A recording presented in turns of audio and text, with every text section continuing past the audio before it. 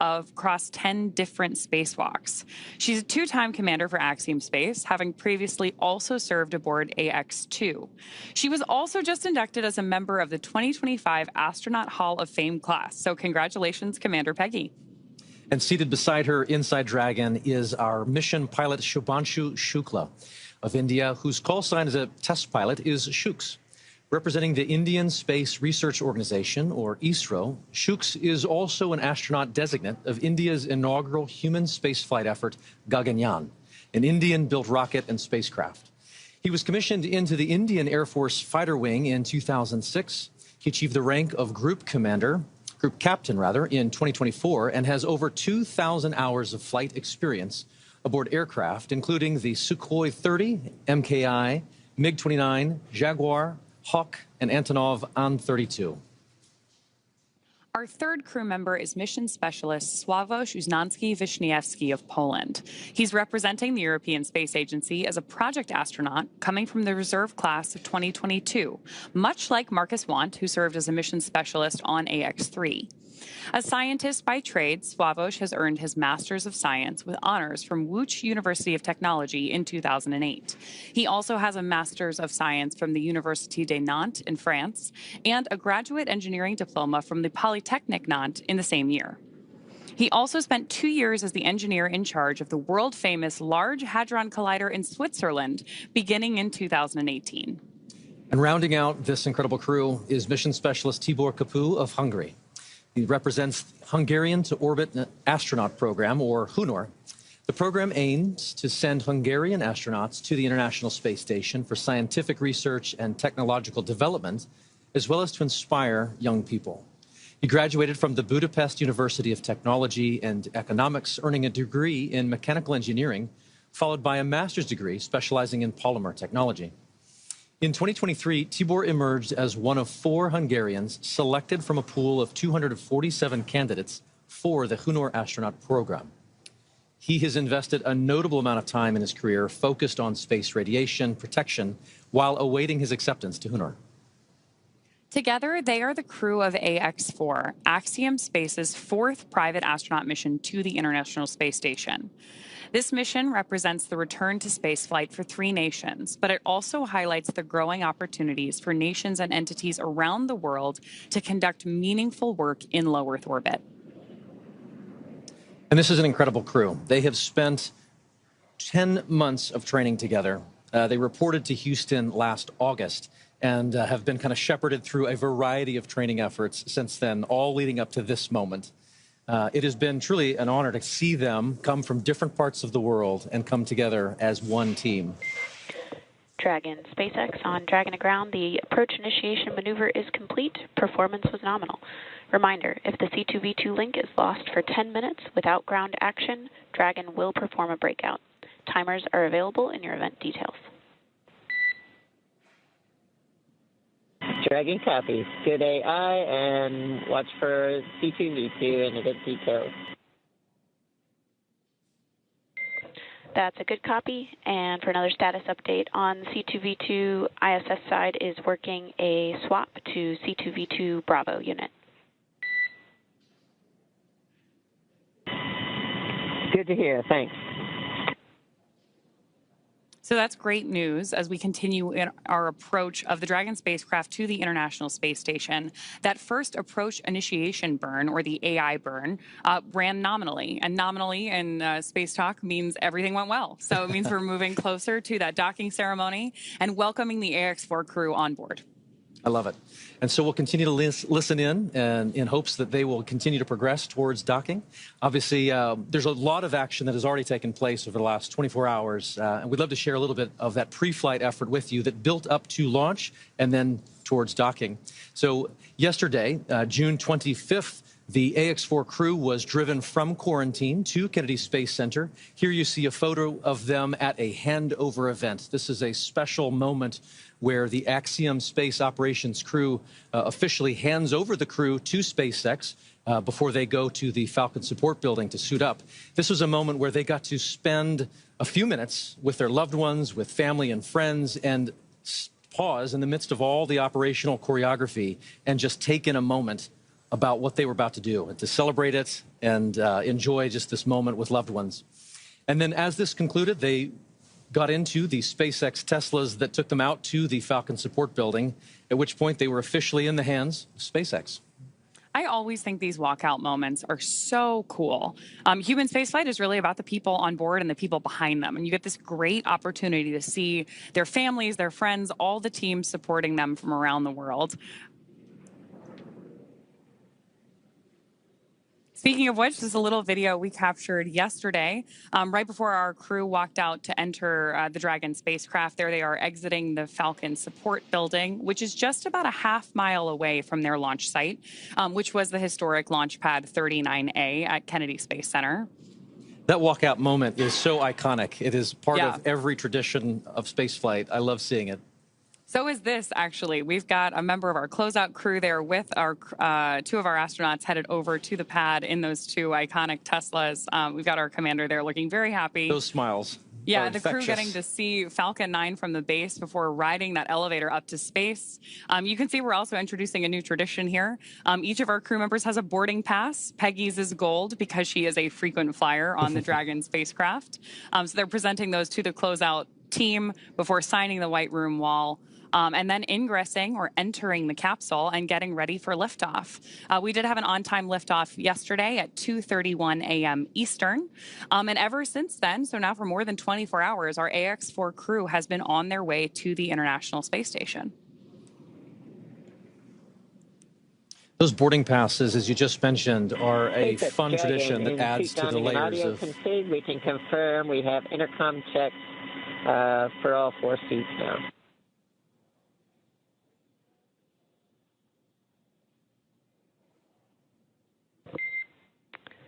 And Peggy, could you repeat your last? Just wanted to verify we had successful intercom checks, step 5.2, and suit donning and audio config. And we're just moving on. Okay, I copy successful intercom checks and suit donning and audio config complete and ready to move on. Good cut. So you'll hear us continue to talk from mission control here at SpaceX and the big loop, right? We've got NASA in the loop now, too, as we approach the ISS, to our crew on board to perform comm checks. And SpaceX Dragon suit donning and audio config is complete for all 4 crew members. And to provide status updates. SpaceX copies. 4.010 suit donning and audio config complete for all 4 crew members.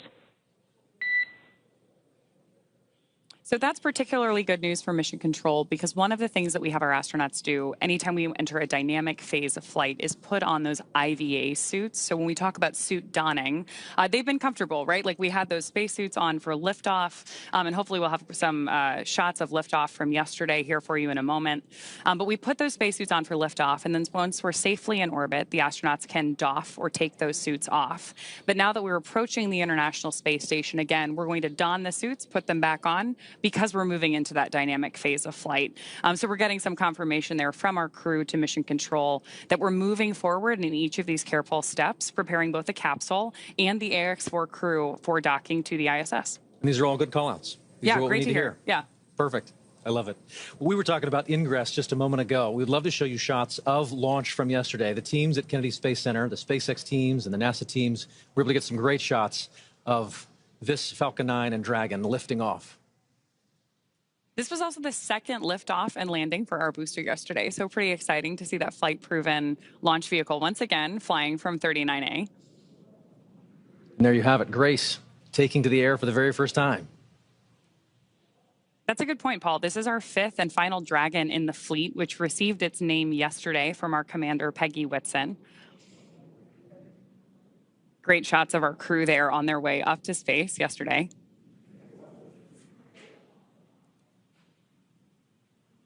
Flying with them was their zero-G indicator named Joy, and Joy has become a defining characteristic of this crew.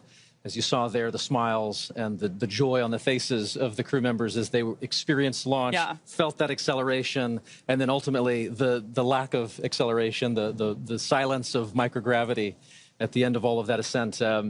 We then got to see them hours later on an on-orbit event as they were experiencing microgravity for the first time just a few hours ago. Dragon, SpaceX and here's a lovely on moment. Dragon to ground. ISS has completed their swap to the Bravo unit for C2V2. We're ready to try again for the big loop comm checks.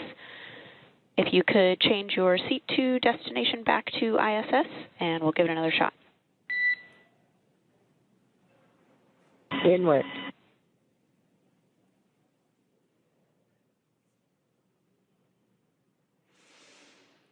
So Joseph mentioned this earlier, but C2V2 stands for Common Communications for Visiting Vehicles. And what we're doing now is that final comm check as Dragon approaches the ISS to make sure that we're ready for our visiting vehicle. Station on the big loop. We are very excited to have you loud and clear, Peggy.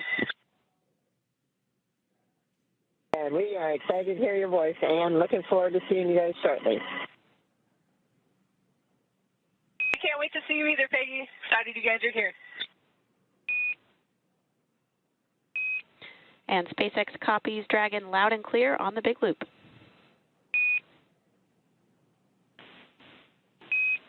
And Houston copies SpaceX, ISS, and Dragon on the big loop. And we have you loud and clear also, Houston. So that was an awesome illustration of the big loop. You just heard astronauts on board the ISS talking to astronauts on board Dragon, confirmed by Mission Control here in Hawthorne, and then confirmed again by Mission Control in Houston. That is why they call it the big loop. We're literally going around the world. It's great. We are. Everyone checking in, confirming that we're good, that we're ready to progress. And so obviously we'll continue to listen in, and hopefully that continues to call out what we need to hear to continue forward. So we were showing you shots of the crew inside the Dragon from earlier today. This is the four of them with their spacesuits off, as you mentioned. They doffed the spacesuits. This is in their other attire.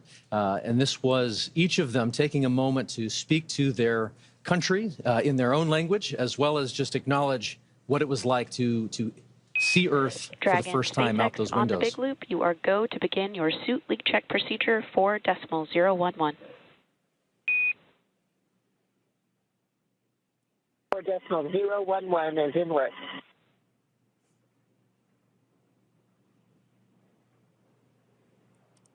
So good news there that our crew is moving forward with additional checks on board. We're obviously working a lot of different procedures here, too. You'll hear our team call out a series of different numbers. They're all carefully enumerated procedures that we step through to make sure that we don't miss anything in any of the steps it's going to take us to get to the ISS safely. Speaking of which, just in case you're just joining us, it would be good to go over many of the steps it took us to get to this point. Yesterday was launch day.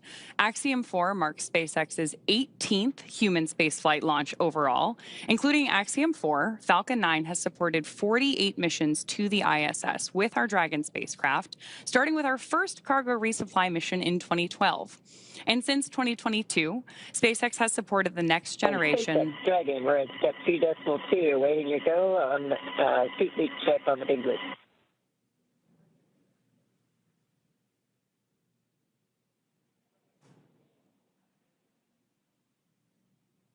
We're moving through that suit leak check procedure now. Dragon, SpaceX on the big loop, you are go to initiate suit leak check. That's in work now.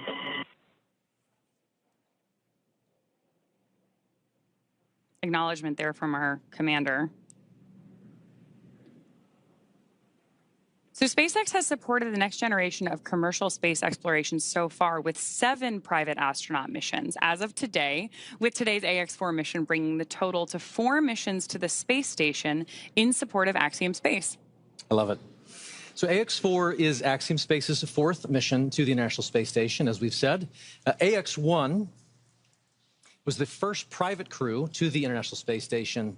AX2 was known as the first private mission to feature government-sponsored astronauts, while as AX3 was our first all-European astronaut mission to the International Space Station. And this mission realizes the return to human spaceflight for India, Poland, and Hungary. The efforts of India are conducted through the Indian Space Research Organization, or ISRO, while the efforts of Poland are as a member of the European Space Agency, or ESA.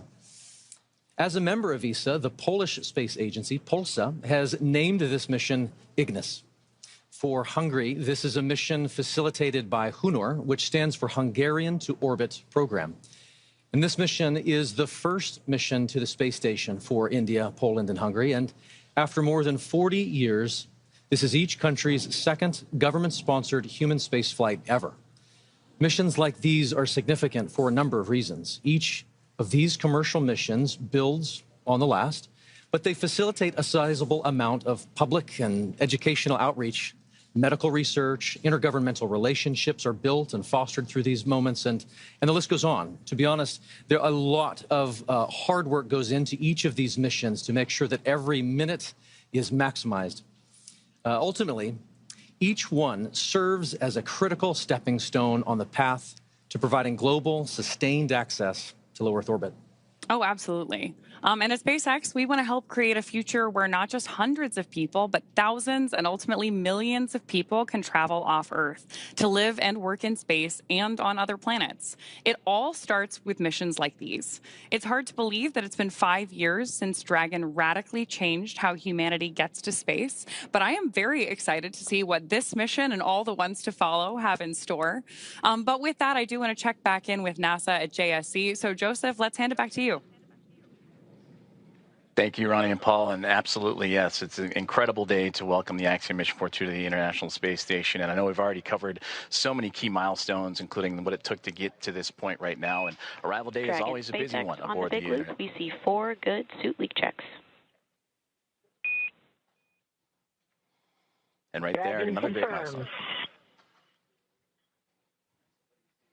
Another great milestone right there, 4 good suit leak checks. And we talked about that earlier about during the dynamic phases of flight, the crew puts those suits on to make sure that everything is safe and sound for them to provide that extra layer of protection as they continue to chase down the International Space Station. Now, from the space station perspective, here inside the International Space Station Flight Control Room at NASA's Johnson Space Center in Houston, Texas, arrival day is always a busy one.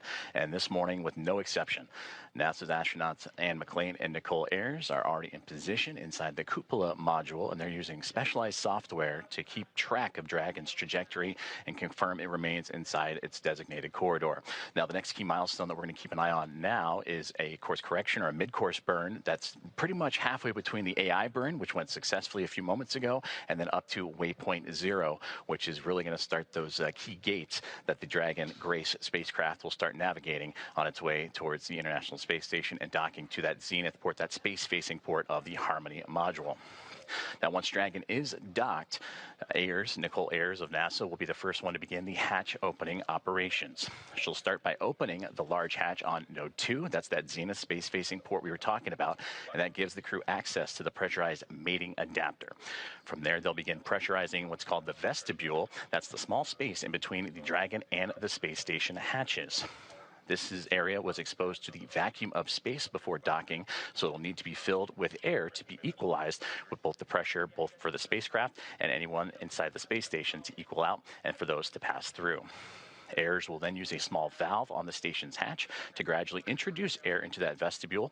And meanwhile, the flight controllers here in Houston will be closely monitoring the pressure readings to confirm that the seal is tight and everything is leak-free before giving the go for hatch opening. Now, here inside the International Space Station Flight Control Room, the controller is already hard at work. They've been doing so all morning long and well into since the launch, really, and beyond. NASA Flight Director Allison Bollinger and her Athena flight team are leading operations here in the International Space Station Flight Control Room in Mission Control. And then seated to my right, to their right is the Capcom, who you'll hear communicating to the teams on the International Space Station, a part of that big loop. You heard the comms checks multiple times between SpaceX, Dragon Grace, International Space Station, and the teams in Houston, so we're all on one single line of communication. Now, taking a look at who's aboard the International Space Station, we heard them mentioned a little bit earlier on, and currently aboard is the Expedition 73 crew members. And they are led by Commander Takuya Onishi, who is on that far right-hand side. And several members of this expedition crew have celebrated some key milestones for him. For Takuya, he celebrated 200 days in space about 2 weeks ago. Up next is NASA's Anne McClain. She is sitting right in front of Takuya on that right-hand side. She recently celebrated 300 days in orbit. this past week. For Nicole Ayers, just on the other side of that Expedition 73 crew patch, she recently celebrated 100 days in space on Monday, and she and McLean are going to be the ones that are going to be monitoring the Axiom Mission 4 team and dragging Grace to the International Space Station. Then NASA's Johnny Kim, a flight engineer, he is on the back left-hand side of that image. Kirill Peskov of Roscosmos, a flight engineer, celebrated 100 days in space on Monday, and Sergei Ryzhikov, flight engineer, right there in the center. And then you have Alex Zubritsky, a flight engineer of Roscosmos as well. So flight controllers here in Houston have also begun the process of feathering the station's solar arrays and looking to get that multi-step procedure designed to protect the arrays from thruster plume exposure during Dragon's final approach. Now, taking a look at the updated timelines and what we're looking forward to, we're about 7 minutes away from that AI mid-course burn, and from there about 27 minutes from that waypoint 0 mark. And then from that point on, the space station and Dragon will continue to close the gap between each other. And then about 1 kilometer away will be the two vehicles, and that'll be in about 13 minutes from now. So again, a lot happening surrounding Dragon Grace and the Axiom Mission 4 crew, as well as those aboard the International Space Station. We mentioned earlier that this will become a team of 11 that'll be joined together, and after docking, which right now is continuing to be adjusted, and working closer to about 5:22, approximately 5:22 a.m. Central Time. And then we'll have the hatch opening, which we just walked through the procedures of having to equalize the pressure between Dragon and Space Station so those could pass through. And then we'll have the welcome remarks shortly thereafter. So still a lot of key milestones coming up for everyone on board. But to dive deeper into that that AI mid-course burn, again, that's about the halfway point from the AI burn to waypoint 0, and that gives Dragon the ability to perform a mid-course maneuver, and that will give them to be about 400 meters or so below the International Space Station, and then of course will swing up and over top to then line itself up for waypoint 0, which will be again to the zenith port of the International Space Station. And from there, Dragon will execute a small mid-course maneuver, and that's just to fine-tune its approach and bring it to about that 400-meter mark and get ready for the remainder of its gates and those checkpoints it has to come to for the International Space Station and Dragon to eventually meet up. Now, about 90 minutes ahead of docking, attitude control of the International Space Station will be handed over to the Russian thruster system, giving the station a finer point capability as Dragon closes in. We're looking forward to welcoming the Axiom Mission 4 astronauts aboard the International Space Station. Now, as we continue to get ready for that approach initiation burn, or that mid-course burn in about 5 minutes or so, we're going to continue to check in with our teams in Hawthorne and here on the ground in Houston. As you can see right there, the process that it took for Dragon to get to the International Space Station, starting about 45 minutes after launch yesterday with the phase burn, and then that stair-step approach to get to the front door of the International Space Station with those 5 key burns leading into the approach initiation. Now, all teams on board the International Space Station have been up and at it early this morning. We talked about the roles for Nicole Ayers as well as Ann McLean getting ready to welcome the Axiom Mission 4 team. You heard the great communications between the two already as they're eager and anxious to welcome Peggy Whitson, the former NASA astronaut and commander of Axiom Mission 4. She continues her record-setting mark as the most experienced astronaut, American astronaut in the history.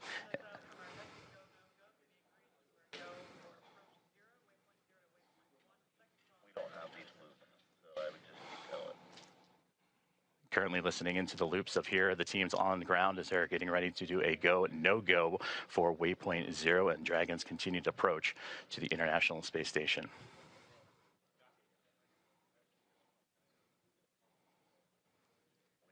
We have no views. You're going to have to keep tap dancing, and we don't have these loops in our broadcast, so you're pausing. There's no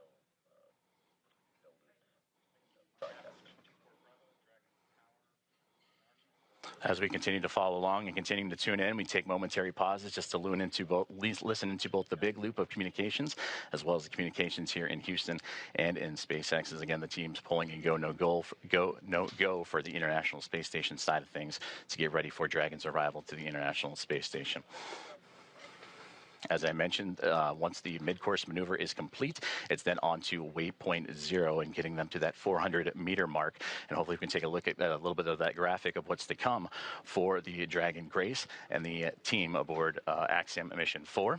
And you see there waypoint 0 about that 400-meter mark just outside the approach ellipsoid, that 400 kilometer by 2 kilometer by 2 kilometer invisible oval ellipsoid outside of the International Space Station, one of 2 imaginary boundaries that the Dragon will have to pass through, and then of course it'll make its way onto the keep out sphere, and that's that 400-meter mark that we've been talking about, and that's where it's zeroing in on right now. So we've completed the approach initiation burn, which had them about 7 kilometers below the International Space Station, and now about 2 minutes and 45 seconds away from that mid-course burn, and we'll continue to track as Dragon and Grace continue to fine-tune itself and get ready to go and connect itself for the International Space Station.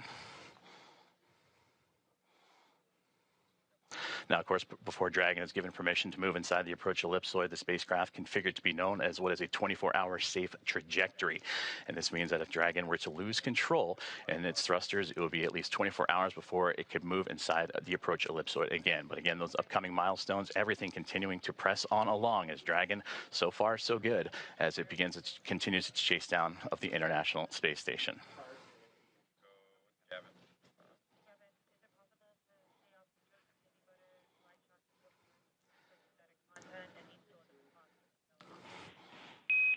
Now this maneuver continues on the big loop. We are about 1,900 meters away and about 10 minutes out from having you jump into 1.102.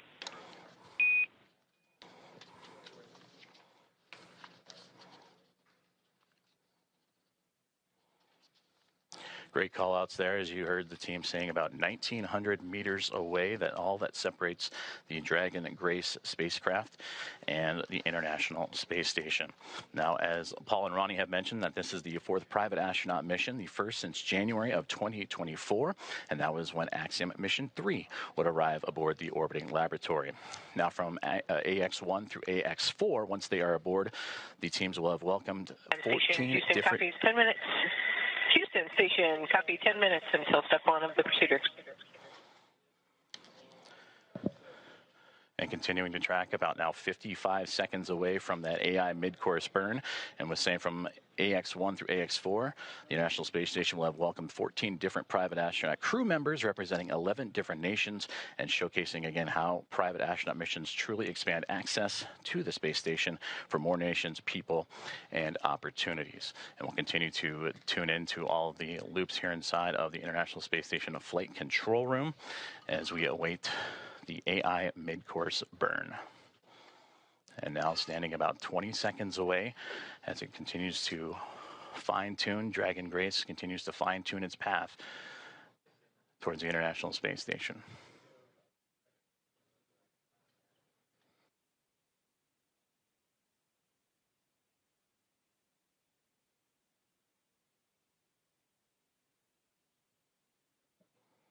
And we just received confirmation that the AI mid-course burn is now in progress.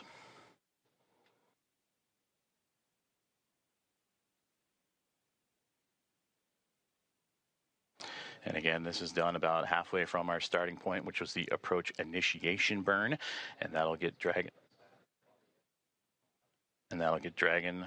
on its path towards waypoint 0. It's just a small burn, but again, all about fine-tuning and its approach to ensure that we're targeting a precise point of about 400 meters directly below the International Space Station.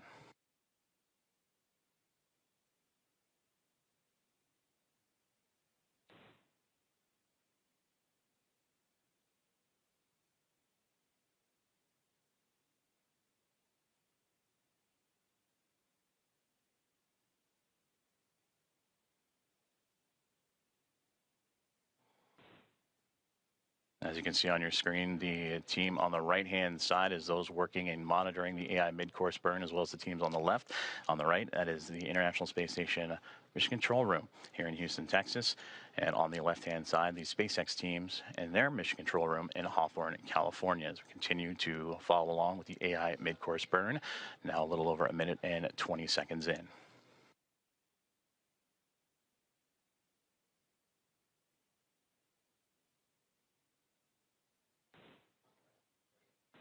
And mid-course burn has just been completed, and everything has been reported as nominal. Dragon, SpaceX on the big loop, mid-course maneuver complete. Performance was nominal.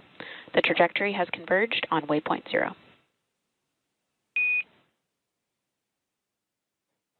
So great news there. And Dragon copies on the big loop.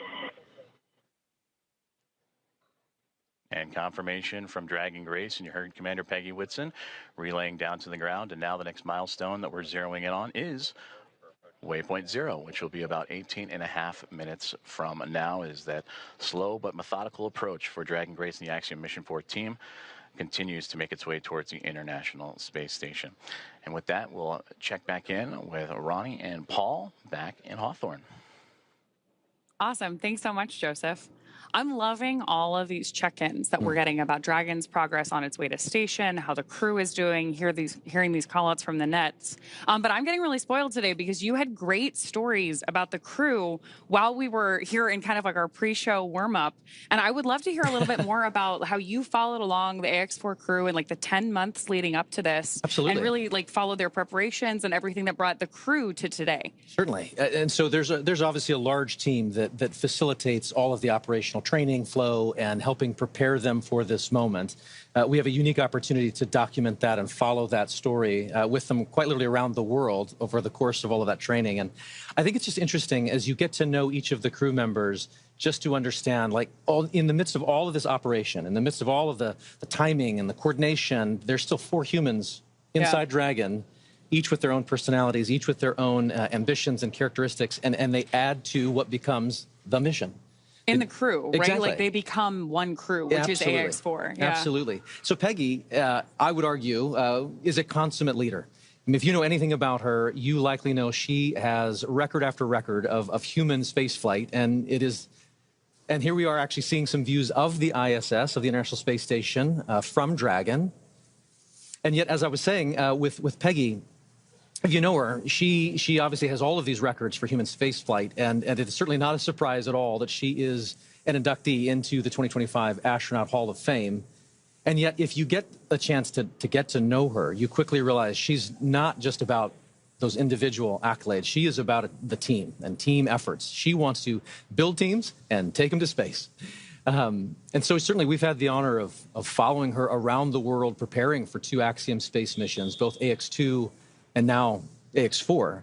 And it is remarkable how she commands every room she walks in without taking over. She just exudes this steady confidence that people respond to. Speaking of how she is commanding the capsule, we just had a great shot of her inside of the Dragon spacecraft, looking up at those touchscreen displays. And so we're going to keep bringing you views like the one we have on your screen right now of the International Space Station whenever we have ground station coverage. When we have good views, we'll obviously share them with you. This one is particularly cool because we're watching the International Space Station come into focus through a camera that is under Dragon's nose cone. So right after we got through launch and orbital insertion yesterday, we deployed the nose cone and exposed those docking hooks that we're going to use for the hard capture. Station Houston on the big loop. Dragon range is approximately 1,000 meters. Monitor long-range approach per steps 1 to 4 in 1.102. Dragon approach and retreat monitoring. ISS crew is now primed for vehicle approach monitoring.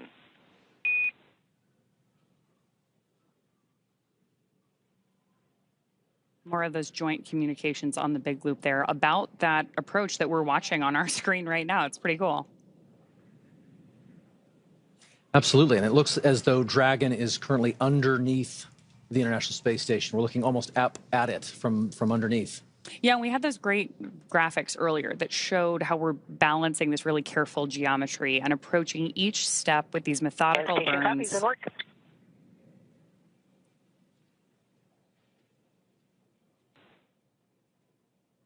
Acknowledgement from our commander there. So we're stepping through each of these really methodical burns of those Draco thrusters on board Dragon. There are 16 of those thrusters around the spacecraft, and we use them for these careful, fine-tuned maneuvering once we get to orbit.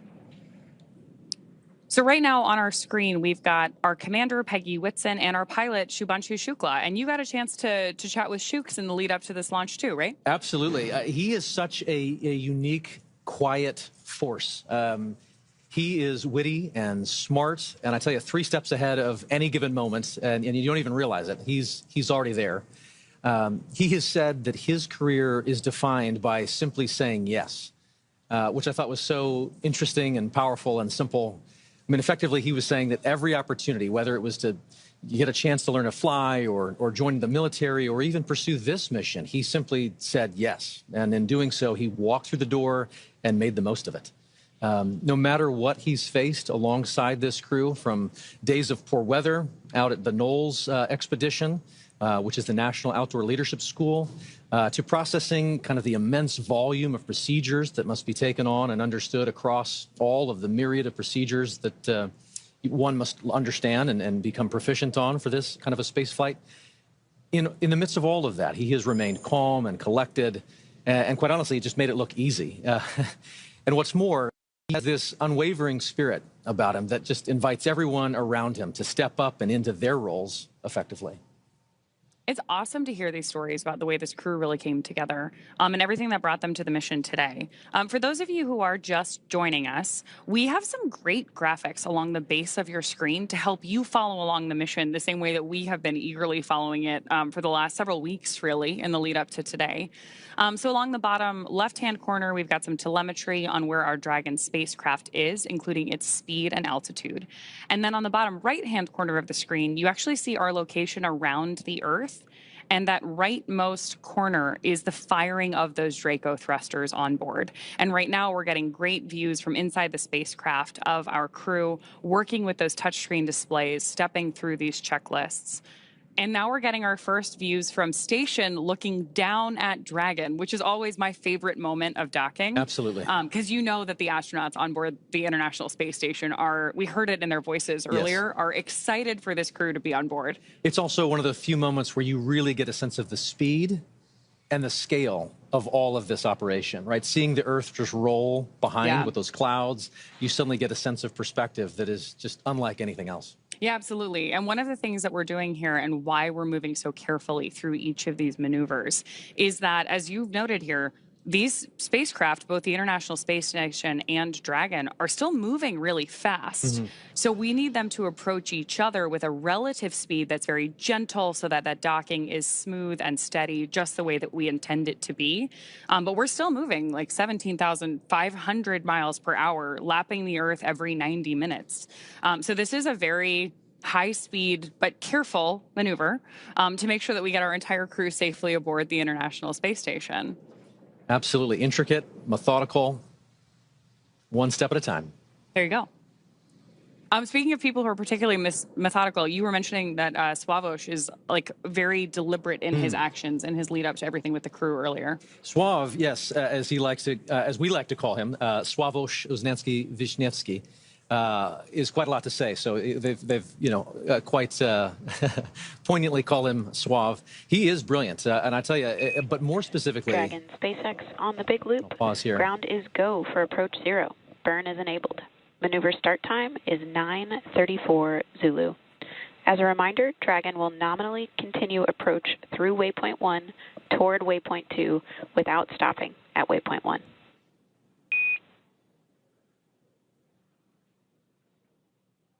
And there we have And another. Dragon copies all, and we're go for the approach as well.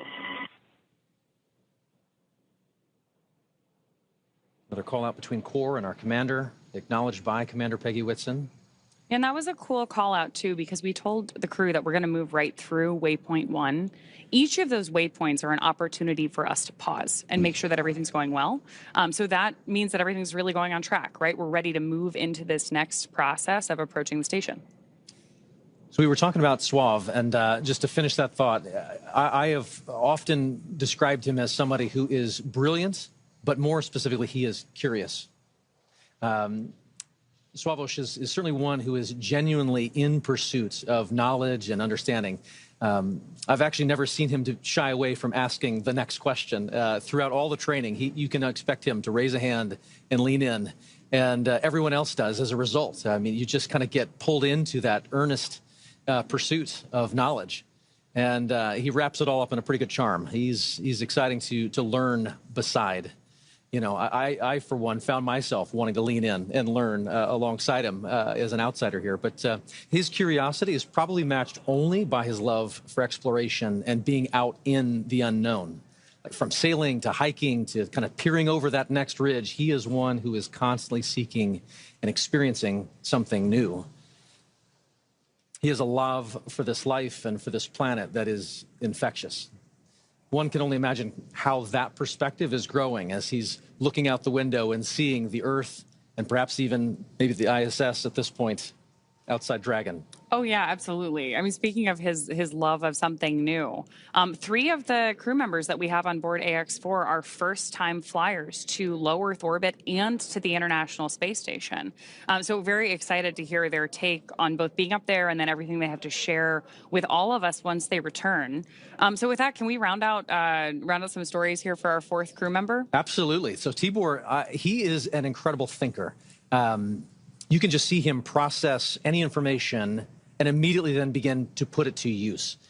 He is someone who just grabs and goes. But also, even more than that, he's someone who really feels things deeply. He cares about what this mission is. He cares about what it means for all those back home in Hungary. He's got a very high emotional intelligence, I would say. He can read the room in an instant. But I tell you, his gift to humanity is to then be able to elevate and brighten everyone around him. I don't know of a single instructor, maybe ops team member, or even medical support staffer who doesn't smile when they think of Tibor Kapu. And I also tell you, he is tireless. There is quite a lot that he is capable of and responsible for, and that is invigorating to just see him approach every step of everything he's asked to do with diligence. And there were a lot of steps in the lead up to this for our crew. Astronaut preparation is extensive, from training that's specific to each crew member's role to learning SpaceX protocols, space station systems, and preparing for the science and outreach activities they'll be conducting in space. Private astronaut training is pretty rigorous. So in addition to the work that they did in the field, like you mentioned with the National Outdoor Leadership School, or NOLS. Station Houston on the Big Loop. First step, 1 of 1.102. Can you please confirm Dragon is in sight and give us an attitude assessment?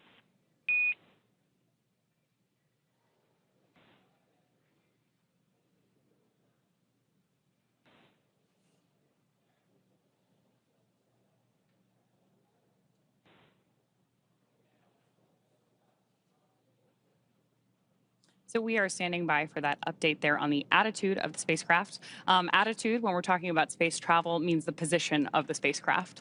So with that, I do want to bring it back to the training, because this crew on board AX4 spent 35 days training inside Dragon. To prepare them for flight, our teams at SpaceX spent the last several months teaching the crew about orbital mechanics and how to live inside the Dragon spacecraft. Well, this was more of a review for Peggy Whitson. For the rest of the crew, as we mentioned, this is their first time flying to space. Our training program includes nearly 100 different lessons covering all aspects of the flight. The crew spent time inside our Dragon training spacecraft to run simulations of ascent, space station rendezvous, which we are doing right now, and reentry. And they also spent time at the launch pad in our suit-up room and working through emergency procedures that would be necessary in the unlikely event of a pad abort. And in addition to the critical training from SpaceX associated with... on the Big Loop, come check. Houston reads you loud and clear.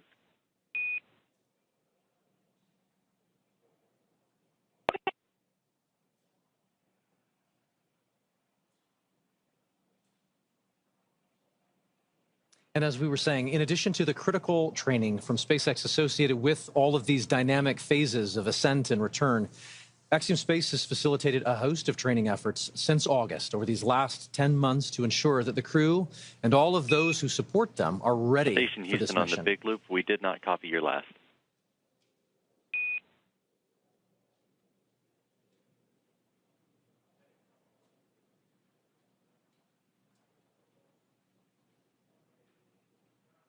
Houston Station on the Big Loop. We have Dragon in sight, and attitude looks nominal. Houston copies. That's a good report. That is a great report. It's always nice to hear those confirmations, especially across the big loop, because we are coordinating so many teams for missions like this. Absolutely.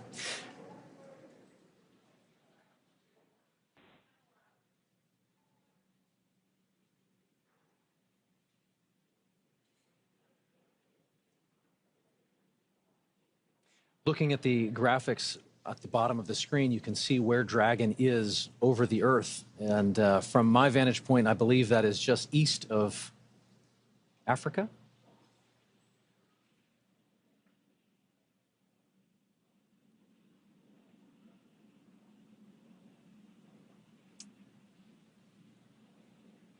I think one of the things that's the most striking to me is that as we watch all these different visuals come into play, which again, we are bringing you whenever we have them. So when we've got good views, we're sharing them with you. We're really seeing how quickly Dragon is approaching the station. At 429 kilometers above the Earth, they are continuing to raise that elevation, that altitude, and get closer and closer to where they'll be working and living for the next 2 weeks. But again, these visuals just tell an amazing story of where we're going and what we're doing, where low Earth orbit is. It is hard to really comprehend and wrap your mind around the idea of living off planet, and yet visuals like this start to help you make that real. Oh, absolutely. And hearing commentary like we did earlier from that on-orbit check-in, it was great to hear how quickly even the crew was saying they were learning how to do things in microgravity, especially because we have so many first-time flyers on this mission. Hopefully, first time, but not the last. We have a repeat with our commander, Peggy Whitson, as well. Absolutely. A little bit of joy goes a long way, and overcoming some of those probably initial sensations and adjusting to microgravity. Shubhanshu had mentioned that it was taking a minute to kind of collect himself and find his space legs, but clearly they are all in good spirits and getting ready to get very active on board the International Space Station. Which I'm sure will also be like an acclimation process, right? Absolutely. They've gotten used to Dragon. They've been in flight now for more than a day. All told, from launch to rendezvous at the station, we're looking at about a 28-hour flight. The time is somewhat dependent on the relative position of the International Space Station to our launch site at the time that we launch. But for any time that we're rendezvousing or meeting two spacecraft in orbit, we do have an instantaneous launch window. So we know how long that trip is going to be at the moment that we lift off. And the entire crew operations plan is built around filling that time effectively so that they're well acclimated on board the Dragon spacecraft while they approach the International Space Station. But then as soon as they get on board, we'll do our welcome ceremony. And I'm sure there's an orientation for them as well. Absolutely. So they have an effective 2 weeks while they're up there. And the clock starts as soon as they get on board, right? You just mentioned the welcome ceremony. So there will be a moment once they've crossed the hatch and are officially on the International Space Station where they get to meet the other expedition crew members, have a moment to meet and greet, acknowledge the moment with a little bit of ceremony and tradition. There might even be some pinning of astronaut pins to go around. But then they get right to work. Certainly, I know that there are steps where they take to just kind of acclimate to the station, where the commander is going to take them around and make sure that they're clear on roles and responsibilities. But then again, the red line begins, and they are chasing it for the next 2 weeks, trying to accomplish a host of research efforts and outreach events. It's a full couple of weeks ahead of them. We also have a full couple of hours here ahead of us before we get to that part. Yes. We are less than a minute away from approaching waypoint 0. So I do want to check back in with NASA. Joseph, why don't you give us an update on where our spacecraft is relative to the ISS? Thank you very much, Ronnie and Paul, as we here in the teams at the International Space Station Flight Control Room tracking the arrival to waypoint 0 for Dragon Grace and the Axiom Mission 4 team, which they have just now hit that mark, which means approximately 400 meters directly below the station. And we can see those wonderful views now, and you can really see that high resolution of Dragon Grace continuing its methodical approach to the International Space Station. We're still tracking a docking time of about 5:18 a.m. Central Time, 6:18 a.m. Eastern. And you mentioned the hatch opening, and then as well as the welcome remarks shortly to follow. Hatch opening roughly about 2 hours or so after the initial contact and capture. And then when the hooks drive, the 12 hooks that are on the bulkhead there of the SpaceX Dragon will connect itself and create that hard mate, sealing itself to the orbiting laboratory. And once the pressure checks and seals will be done, then everything will be pressurized and ready to go. So waypoint 0 has been achieved, and now they're making their way on to waypoint 1. But you heard earlier on the loops that they have received the go to proceed past waypoint 1 and head straight on to waypoint 2. And that means they'll continue to swing up and above the International Space Station. And then what would have been a pause at the 220-meter mark, they'll continue to press forward and look to get to about waypoint 2. And waypoint 2's arrival will be just right on the doorstep of the International Space Station, Dragon, about 20 SpaceX meters away. On the big loop, approach 0 has started and the trajectory has converged on waypoint 1. Expect arrival at waypoint 1 at 10:09 Zulu.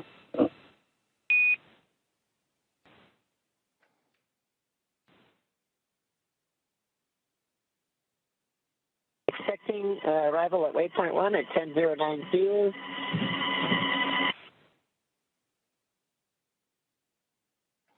And there you heard it right there, that they are continuing to move on along and get ready to approach what would be waypoint 1, which that milestone will be in about a little less than 40 minutes from now. As you see right there on your screen, the Dragon Grace spacecraft continuing its methodical approach to the International Space Station. And of course, the 7 members aboard Space Station right now, looking forward to welcoming Commander Peggy Whitson, pilot Shubhanshu Shukla, as well as mission specialists Sławosz, Uznański-Wiśniewski, and Tibor Kapu to the orbiting laboratory. And a welcome back to Commander Peggy Whitson. This will be her 5th time in her 5th space flight. All of her space flights, what are the previous 3 with NASA and now 2 with Axiom Space, all key components and key missions involving the International Space Station. And you also heard on the big loop confirmations from Nicole Ayers and Ann McLean, who are monitoring Dragon's approach. They are in the cupola. That is the famed window to the world from the International Space Station that you see so many stellar views from many astronauts that share their experiences from the cupola. That is where they're using special technology to monitor and make sure that the Dragon spacecraft stays in the exact corridor, and that makes sure that everything is remaining on track and stays in its expected zones. Now, as we continue to march towards waypoint 1, and again, they will bypass waypoint 1 unless they need to make that pit stop to make sure everything is fine-tuned and ready. Once Dragon continues through waypoint 1, waypoint 2, and then eventual capture, Nicole Ayers will be the primed NASA astronaut to start the hatch opening process. And that'll begin by opening the large hatch on the node to zenith port. That is the port facing outer space, and that gives them access to the pressurized mating adapter. And there, Ayers and McLean and company will then move in and make sure that everything is sealed up once checks have been done and the relative dampening motion has been removed between Dragon and its connection to the International Space Station. And Ayers will pressurize the vestibule, and that is the small space between the hatches of the Dragon spacecraft and the space station. Now, that vestibule has been exposed to the vacuum of space, and that was all due to prior to docking. So the crew will need to fill it with air to make sure its pressure is nearly equal with the atmospheric pressure on Dragon and in the station. That pressure, similar to what we experience here on Earth at sea level, about 14 psi is what they need to bring it up to, again, from the vacuum of space. And that's where Ayers will use a small valve on that station's hatch to slowly introduce the air into the vestibule. And flight controllers here in Houston will monitor and verify that pressure readings, and everything is making sure to be leak-free before we get ready to open up the hatches.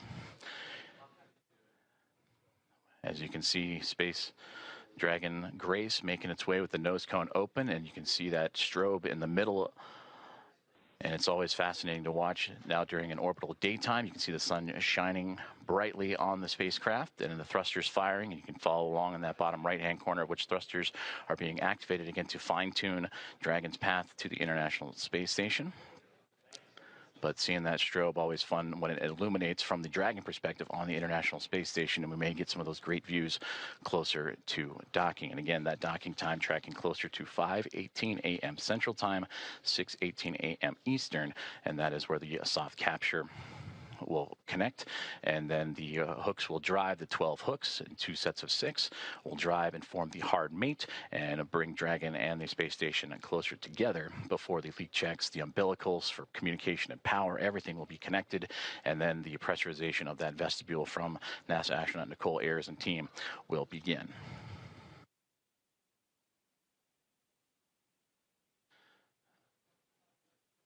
About 36 minutes from now, Dragon spacecraft will reach its waypoint 1 mark.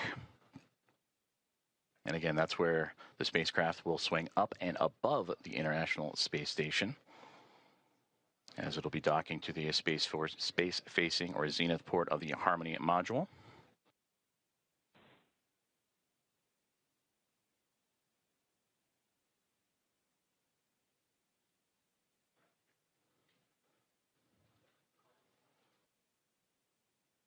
And you can see great views again of Dragon. On the big loop per block Bravo. Dragon attitude is as expected. Houston copies. Thank you.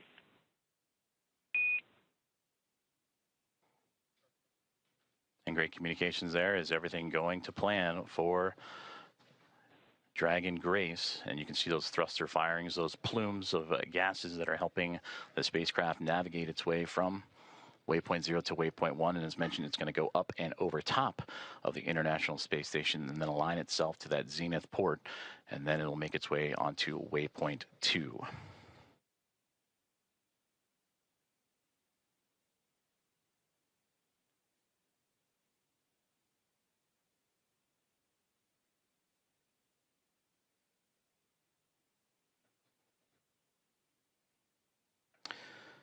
As mentioned previously, all visiting vehicles that arrive to the International Space Station take this phased approach when going to the orbiting laboratory, stopping at those predetermined gates. And that's for teams here on the ground, both in SpaceX and in Houston, to run quick checks on vehicle performance before approaching the laboratory.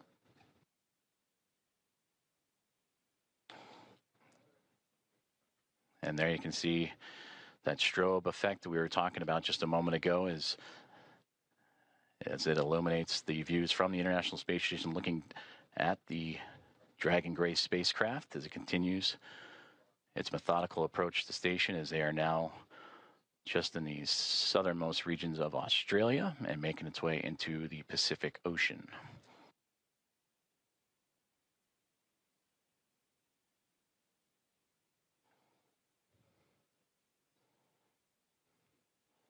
Both Dragon and station just began an orbital nighttime period, so we'll continue to lean on that strobe effect on the spacecraft to follow along.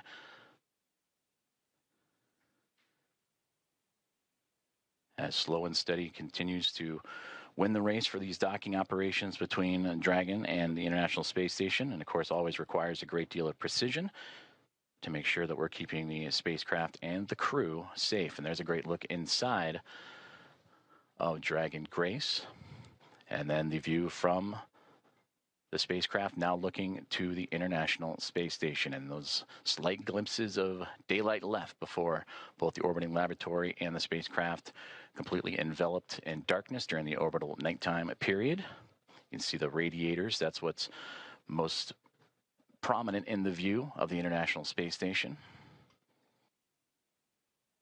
And at the very top of this view of the International Space Station, you can see what was Dragon Endurance. That is the Dragon spacecraft vehicle that Crew 10 took to the International Space Station back in March.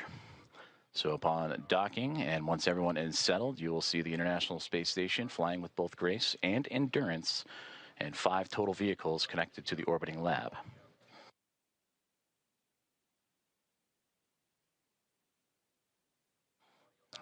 View inside of the Dragon spacecraft, and you see from just over the shoulder of Peggy Whitson and Shubhanshu Shukla, the commander and pilot, as they are continuing to monitor the progress of the spacecraft. And there, the final faint views of the International Space Station before the orbital nighttime period. And as mentioned, these two chasing each other just off the southeast coast of Australia as we speak.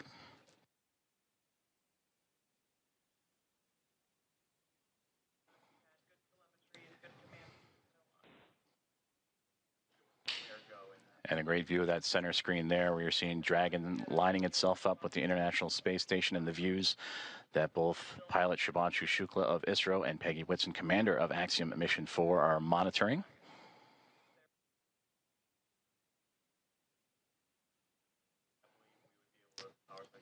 Now approaching about 31 minutes until we reach waypoint 1.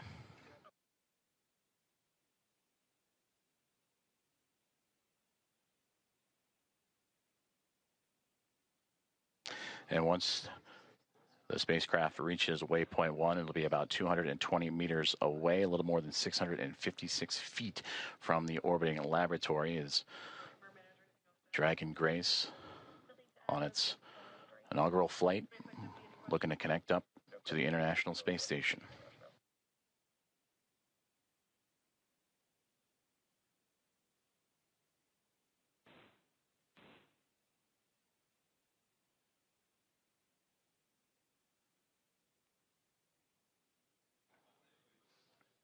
Before we reach waypoint 1, which will be in about 30 minutes from now, the teams here on the ground, about 10 minutes outside of that milestone, will conduct a go, no-go poll, which we've been talking about throughout today's broadcast, just that step-by-step process, that slow and steady methodical maneuvering of the spacecraft to connect to the orbiting laboratory.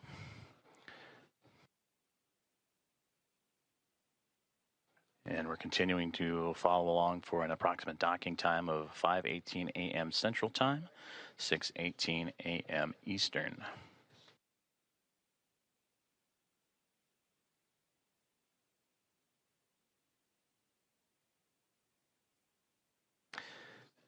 And the only light you're seeing from that shot was bouncing off of the International Space Station and what it provided, but now inside Dragon Grace and its Axiom Mission 4 crew of Peggy Whitson, commander, Shubhanshu Shukla, pilot. That's who you see in the field of view there. Just that over-the-shoulder shot as they monitor Dragon's maneuvering towards the space station, but also joined alongside by mission specialist Sławosz Uznański-Wiśniewski and Tibor Kapu, respectively, of ESA and Húngaro.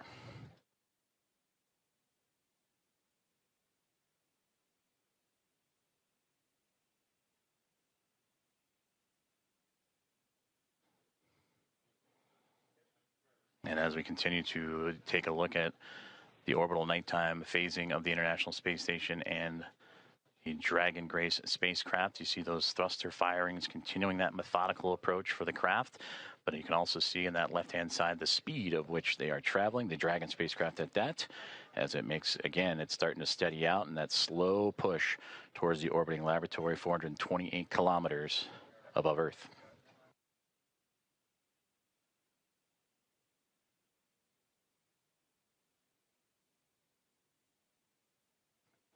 Once aboard the orbiting laboratory, the Axiom Mission 4 crew will participate in about 60 research investigations representing 31 countries, and more than 24 of those experiments supported by the ISS National Laboratory.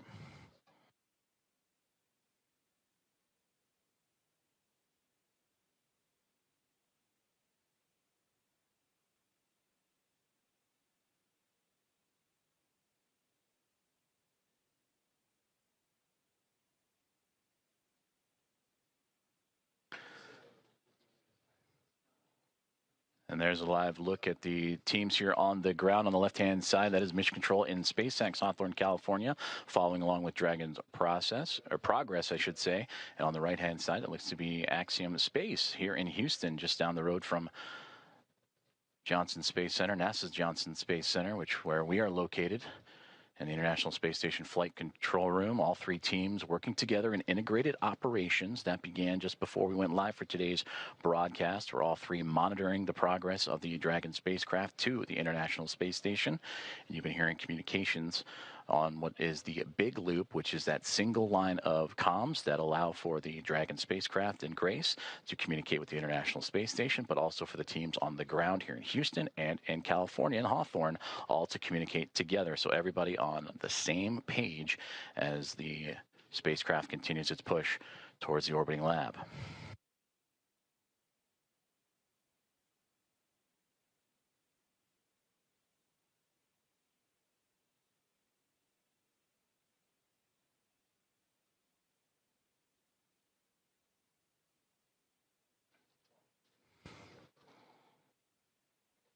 They're about 26 minutes away, a little bit north of that, until we reach waypoint 1 for Dragon Grace. As you can see, some of that telemetry and data populating the screens inside of the spacecraft that the team on board are carefully monitoring. And this is the view from the Dragon spacecraft looking up at the International Space Station as these two now making their way into the southernmost regions of the Pacific Ocean, having just passed underneath the south and then the southeast of Australia.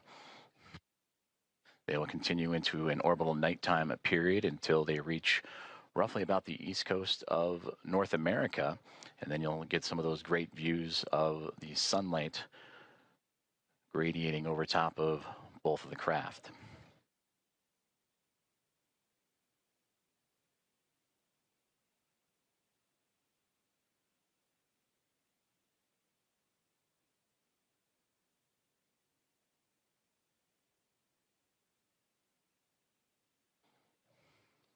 So far, everything performing nominally for the SpaceX Dragon Grace spacecraft as it continues its push towards the International Space Station, and what's been quite the journey for them. You heard earlier that this, since launch all the way up to the anticipated docking time, will be about a 28-hour process, 29 hours or so. So a lot has happened in a short amount of time as the teams in Hawthorne, California on the left and the teams on the right-hand side in Axiom Space working together with those here in Houston.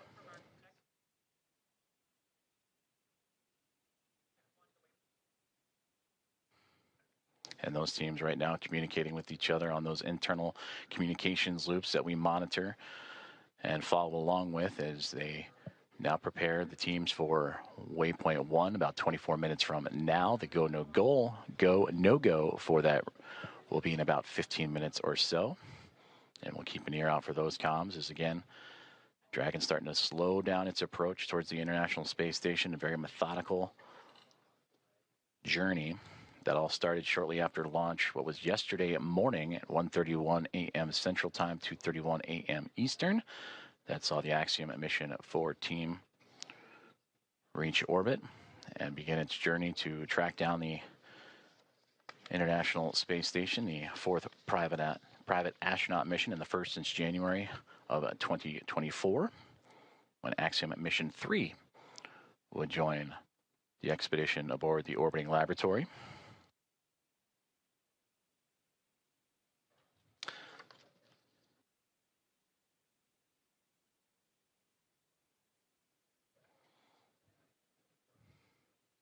On board the International Space Station, the crews, they were up and got right into preparing for Dragon's arrival. NASA's Anne McClain and Nicole Ayers, who you've heard at times on the big communications loop talking to all parties.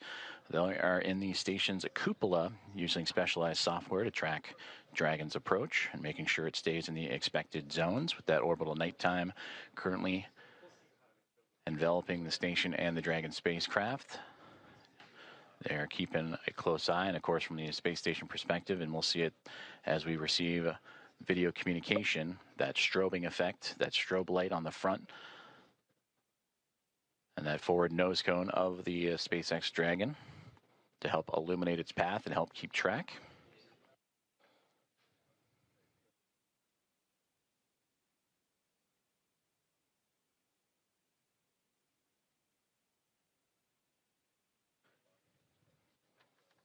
Earlier, we also received that as the Dragon spacecraft makes its way towards waypoint 1 about 22 minutes from now, that the teams on the ground were looking to bypass this milestone, but will again do a go, no go poll, make sure everything looks exactly as it should before allowing that bypass of the spacecraft, and then its maneuver up and over top of the International Space Station, and then proceeding onto waypoint 2.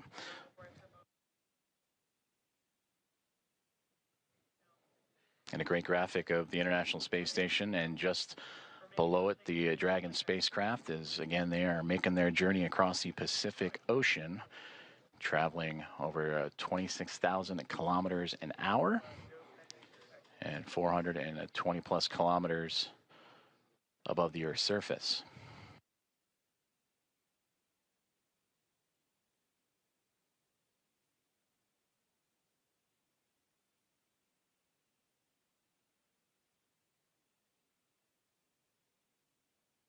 We've been talking about that methodical approach for the Dragon spacecraft that started immediately, or 45 minutes or so immediately after launch yesterday morning, in which they would execute a series of burns from the phase burn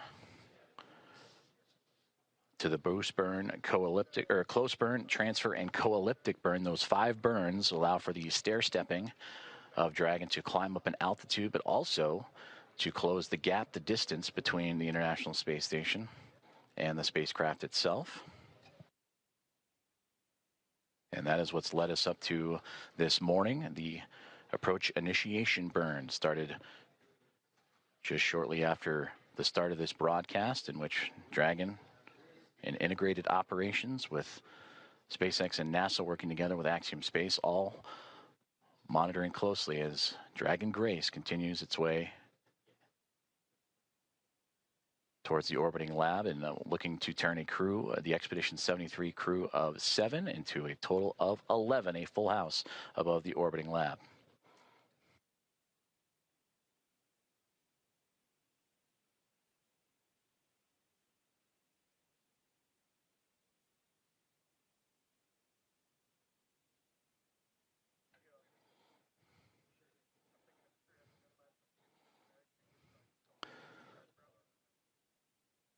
Now inside 20 minutes to the waypoint 1 arrival. And about 10 minutes or so, the teams here inside Houston, as well as and SpaceX in Hawthorne, California, will continue to monitor and do the go, no go for waypoint 1. And if everything is on track, they'll continue to proceed through waypoint 1 onto waypoint 2. And waypoint 2 has them right on the doorstep of the International Space Station, about 20 meters out when they arrive to that waypoint, a little more than 65 feet away.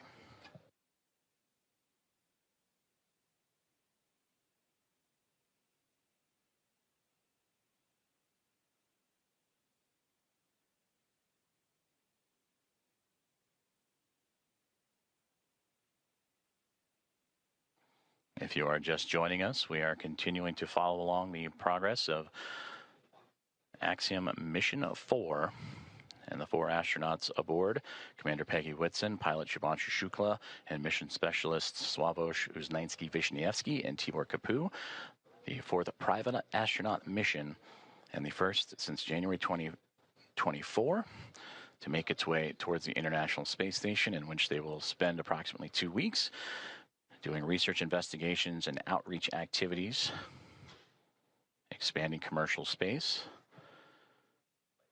We are tracking a docking time of approximately 5:18 a.m. Central Time, 6:18 a.m. Eastern.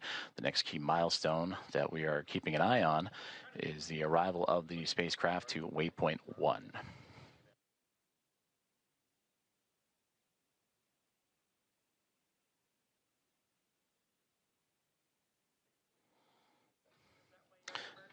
And to gain perspective, waypoint 1 will be about 220 meters away between the Dragon spacecraft and the International Space Station. And that's the second checkpoint. They have already reached waypoint 0 to begin this process. Waypoint 0, waypoint 1, and then on to waypoint 2, which we mentioned is about 20 meters away.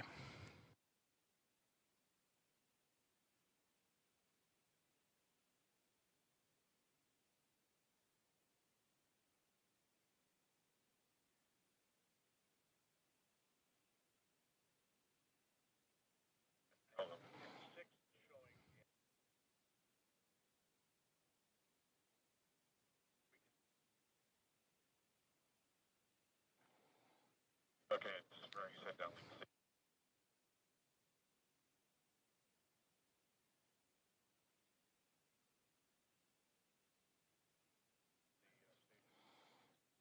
Great views there from the International Space Station, looking at the Dragon Grace spacecraft, that strobe light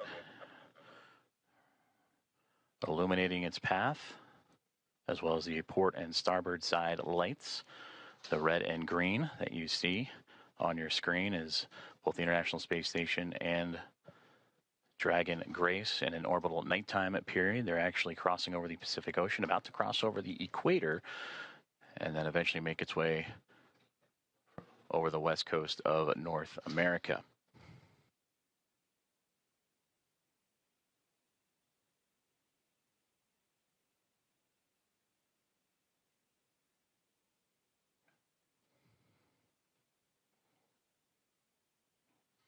We'll start to see the spacecraft and the International Space Station once again become illuminated with an orbital sunrise. In a few more moments, that'll occur as they continue their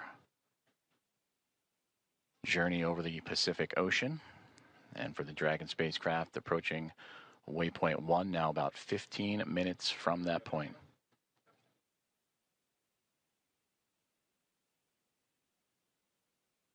And we'll continue to bring those great views as you see that slow and steady progress of the Dragon vehicle as it continues to track down the orbiting laboratory. And on your screen, you see the speed and altitude, where it is over the Earth in current relation. But on that far right-hand side, that's the thruster firings. And you just see those illuminate every so often as Dragon continues to fine-tune its path towards the International Space Station.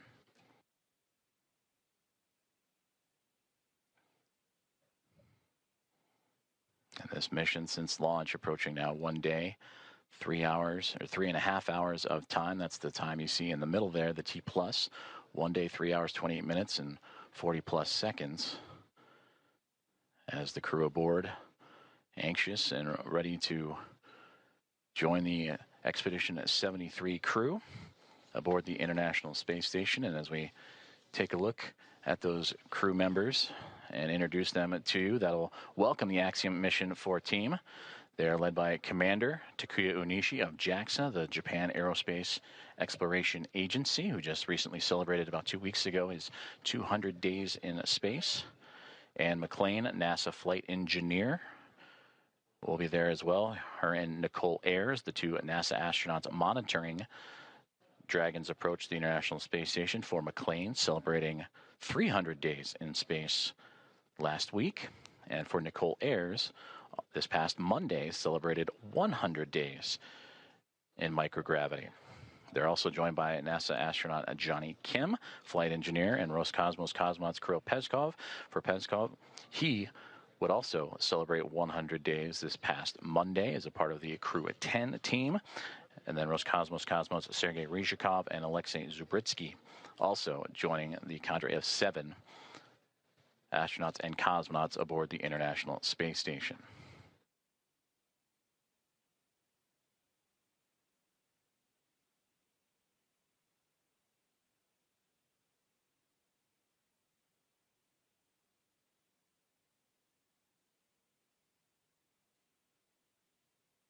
We mentioned earlier, this is the 4th private astronaut mission to the International Space Station, and the first since January of 2024, since Axiom Mission 3, from the Axiom Mission 1 now through Axiom Mission 4. The International Space Station will have welcomed 14 different private astronaut crew members representing 111 different nations, and showcasing how these private astronaut missions truly expand access to the space station for more nations, people, and opportunities.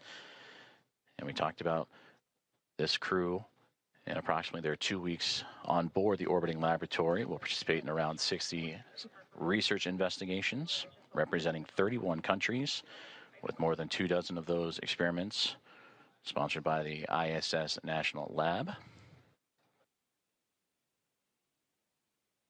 In about 2 minutes, we'll monitor the loops and keep an ear out for the go, no-go poll on the ground for teams that'll be monitoring Dragon's approach to waypoint 1. And that waypoint will be reached in a little less than a dozen minutes, 12 minutes from now.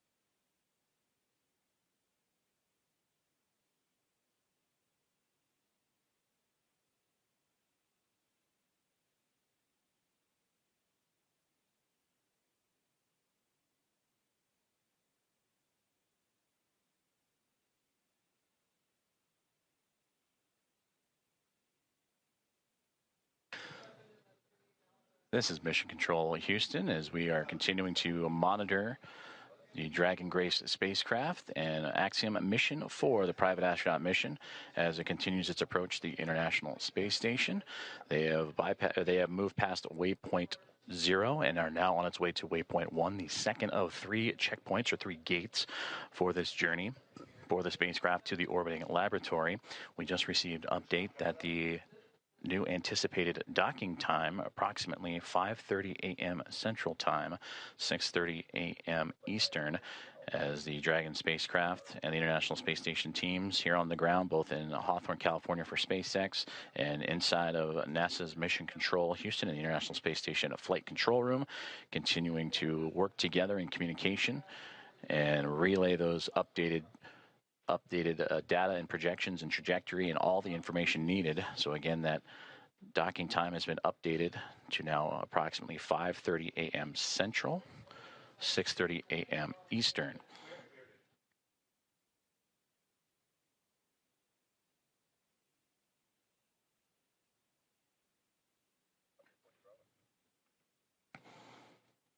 And the flight control teams here in Houston and listening in on the loops on overall communications have just pulled go for Dragon's approach to waypoint 1, and they will reach that milestone waypoint 1 in about 9 minutes from now.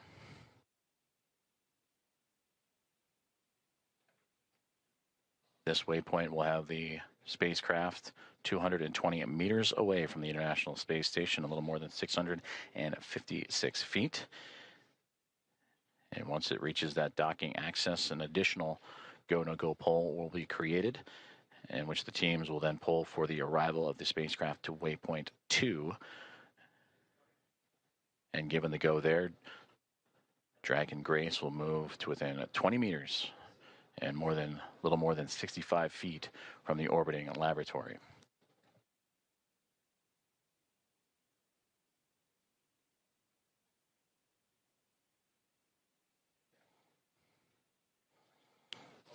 And earlier we also had communications that if everything goes to plan and Dragon continues to remain on its trajectory, that they would bypass waypoint 1 and go straight from 0 to waypoint 2.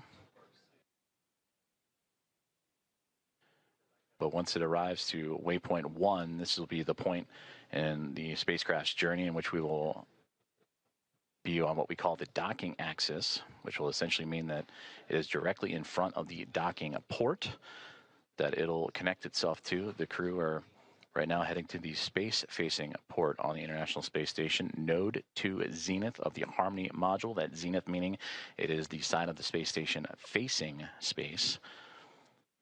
So its journey brings it from underneath the International Space Station, Dragon Grace, to swinging up and over top of it, and then arriving at that docking access en route to waypoint 2.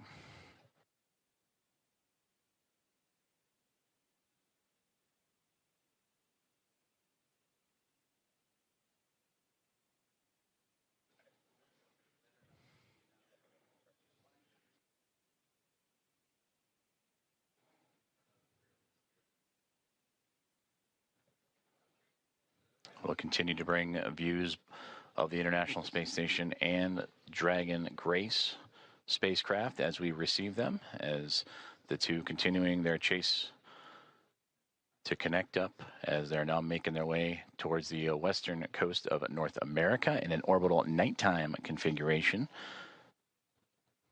And we've seen views of the Dragon spacecraft in that orbital nighttime with the strobe lights shining bright. Once it gets closer, it'll actually illuminate the International Space Station and allow for greater views of the docking port itself that it'll connect to. And again, that node to its zenith port of the Harmony module of the space station. And that anticipated docking time that has now recently been updated to 5:30 a.m. Central, 6:30 a.m. Eastern.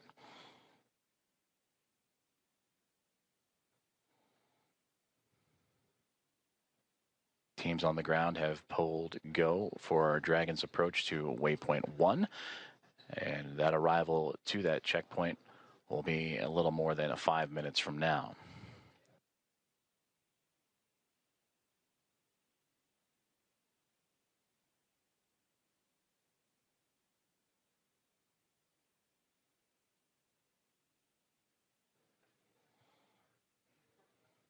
crew inside Dragon Grace Axiom Mission 4.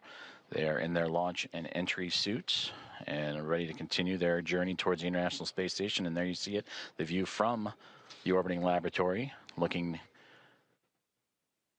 at Dragon Grace. As you see that strobe light we were just mentioning, as it gets closer, will illuminate the side of the orbiting laboratory, as well as the port and starboard lights, the red and green. Crew in their launch and entry suits, providing that extra layer of protection and pressure, and that happens, are in them during these dynamic phases of flight.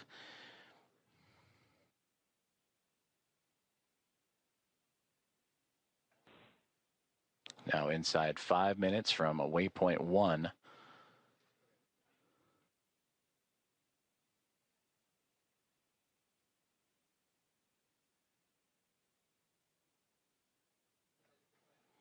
When Dragon docks to the International Space Station, there will be 5 spacecraft connected to the orbital outpost, and we'll bring the crew up to 11 crew members, and the overall total of the International Space Station to 288 visitors since 1998.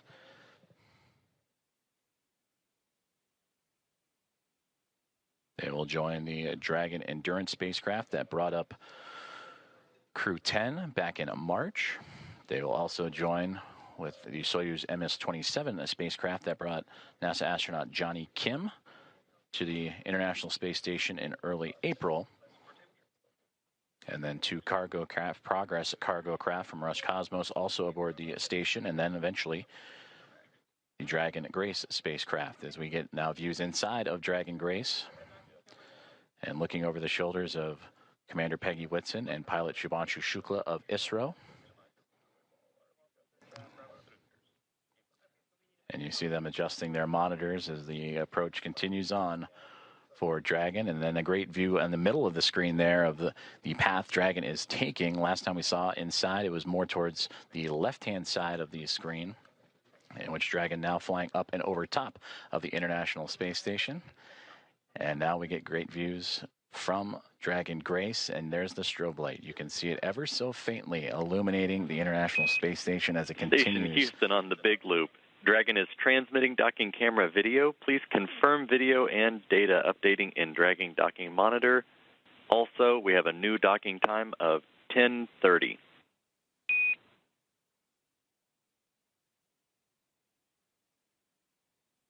Copies. We are seeing data on the Dragon docking monitor, and we copy 10:30 for the new docking time. Houston copies.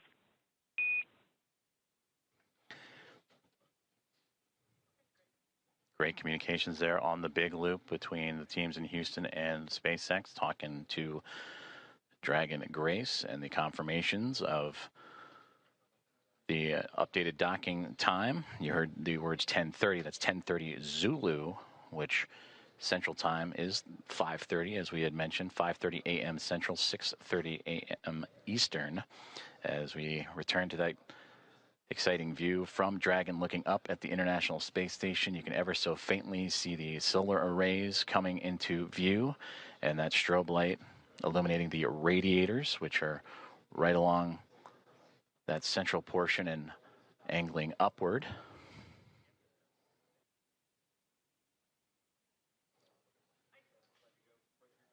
The International Space Station and the Dragon spacecraft now approaching the west coast of North America, right around the Seattle area, that border between the United States and Canada, as we are approaching 1 minute away from waypoint 1, the second checkpoint and second series of waypoints for the spacecraft to reach to. The teams have already pulled go, but we will listen for the call outs for that waypoint 1 arrival. Dragon SpaceX on the big loop, approach 1 and soft capture ring extension will begin shortly.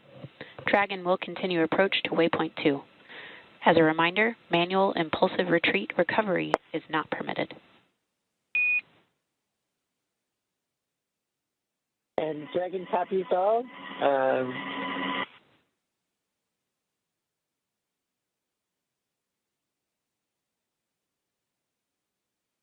And there you heard communications on the big loop about that soft capture ring And that is the initial contact that will occur between the Dragon spacecraft and the International Space Station, a soft capture, with that soft capture ring then retracting and the 12 hooks that will drive and connect and form a hard mate between the spacecraft and the International Space Station. From there, power communications will then be connected up, and NASA astronaut Nicole Ayers will make her way into the pressurized mating adapter and get ready for hatch opening procedures, which will require bringing the vestibule, the space between the two hatches, between the International Space Station and Dragon Grace, together. And there we see the orbital sunrise making its way over top of the International Space Station as they continue their pursuit of each other, now angling over at North America.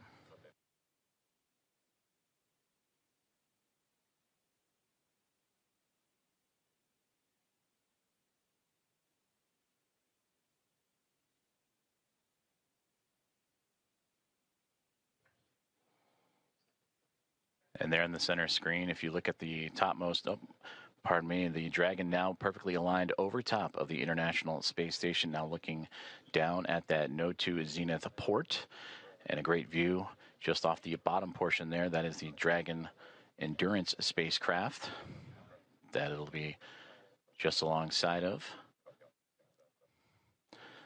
So Dragon has reached waypoint 0, and on initial comms earlier that the teams on the ground, once reaching waypoint 1, have been allowed to bypass that waypoint and now move on to waypoint 2, which will be in about 9 minutes from now, and targeting docking in about 14.5 minutes from there.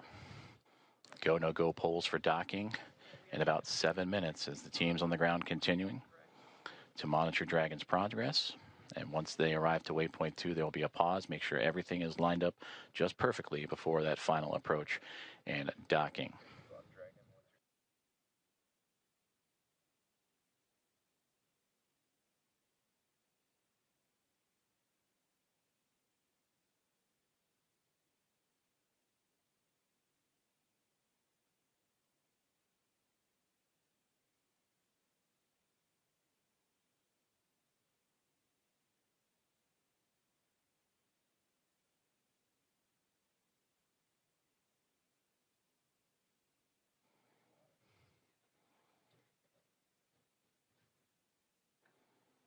This is Mission Control Houston as Dragon Grace and the spacecraft carrying Axiom Mission 4 and their 4 astronauts continuing their approach to the International Space Station. They have just made their way past waypoint 1, which had them at 220 meters away from the space-facing port of the International Space Station's Harmony module.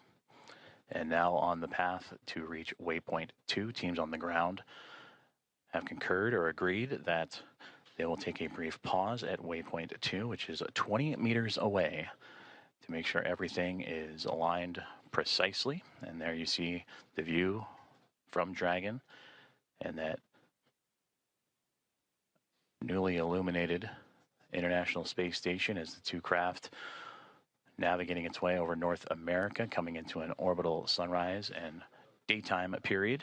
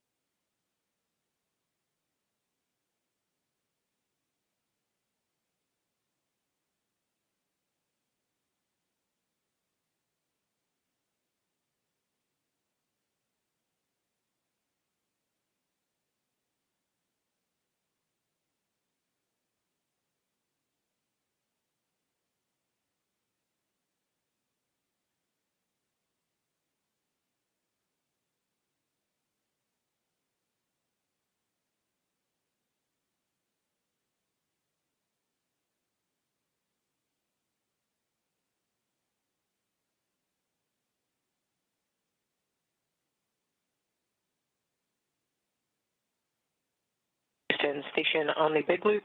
Dragon attitude is still as expected, and station is ready for docking. Houston copies. At waypoint 2, Dragon will briefly pause to align for docking, then automatically resume approach. Station copies. Commentator Robo.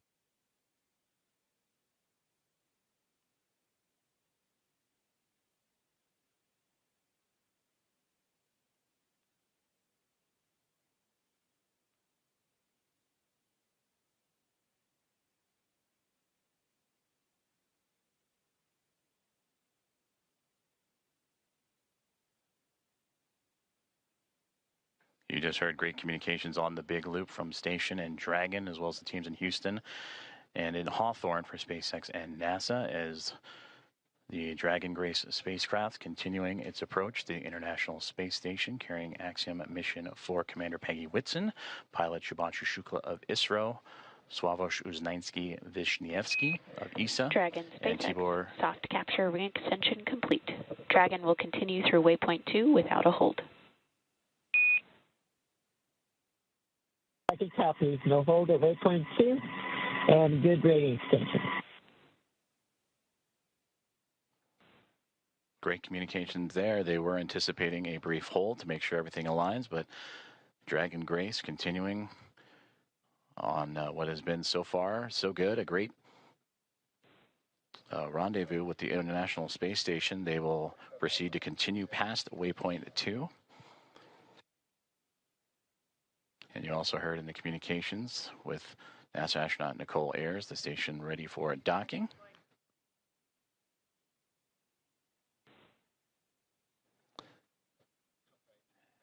And a great view of the SpaceX Dragon Grace spacecraft making its glacial approach to the International Space Station, and the view from the space station looking up as it approaches the space-facing or Node 2 zenith port of the Harmony module.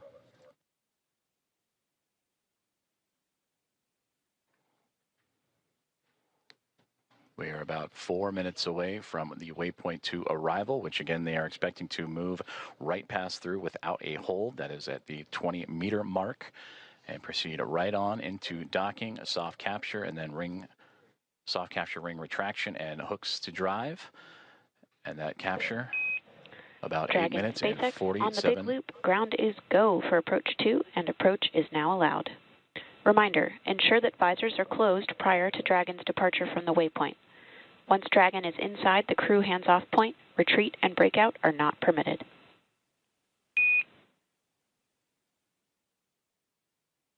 Dragon copies, and we have visors down, and we are go for docking as well. And copy on the approach. Inside 2, chop. SpaceX copies, visors down, SpaceX crew is go for docking.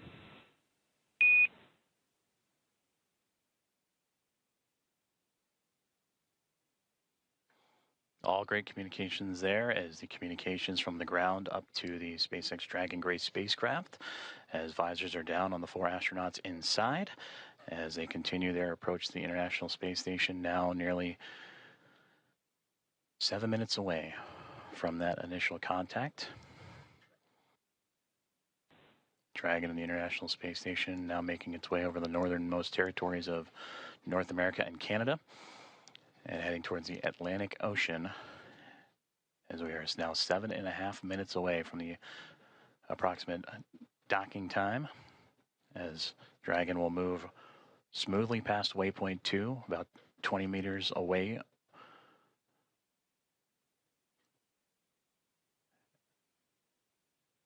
And continuing its fine-tuning and approach, you see little plumes coming off the spacecraft. Again, those are those thruster firings, continuing to inch and adjust the spacecraft towards the orbiting laboratory.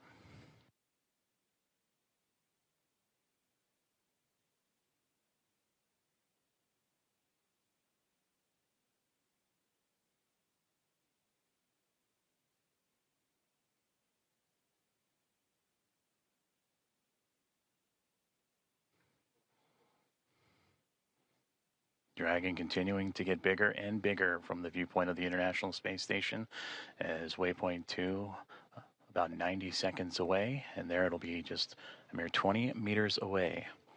And there the spacecraft will focus on aligning its docking system with the docking adapter and then fly in to make the initial contact and give us what we will call that soft capture, or the soft capture ring will retract. And then the hooks will drive to form the hard mate. And that capture, or that initial contact, coming in about 6 minutes from now.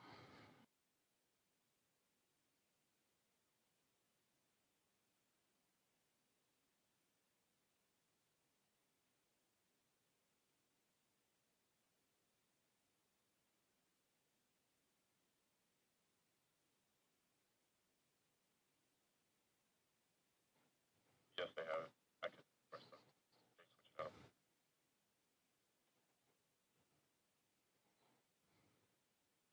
Approaching 30 seconds away from waypoint 2 arrival, in which the Dragon spacecraft will be about 20 meters away, just called out 30 meters, so continuing its close in to the International Space Station.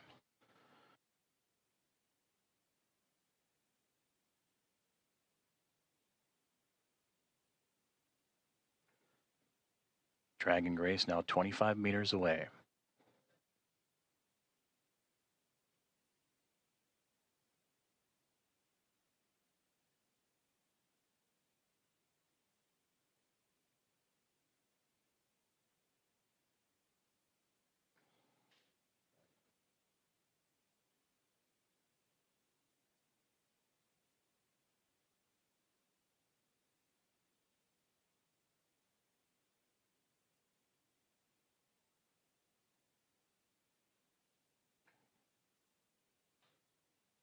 Dragon has now reached waypoint 2, 20 meters away from the International Space Station, and will continue its approach to the International Space Station.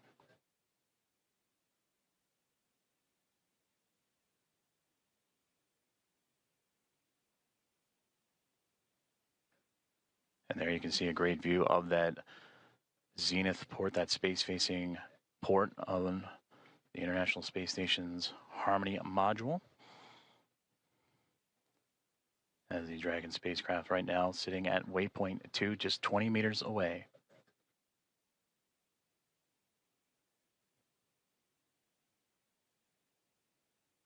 Houston, station for step 4 in block Bravo. Dragon attitude is as expected. Houston copies.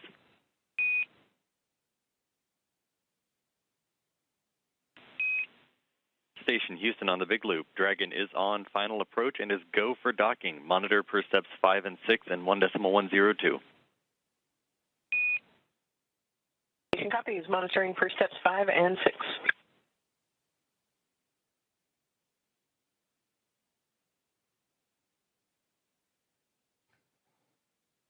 And there you heard it. The final steps relayed up to the crew for final approach and docking have been given as we continue to see Dragon Grace spacecraft close the gap between them and the International Space Station.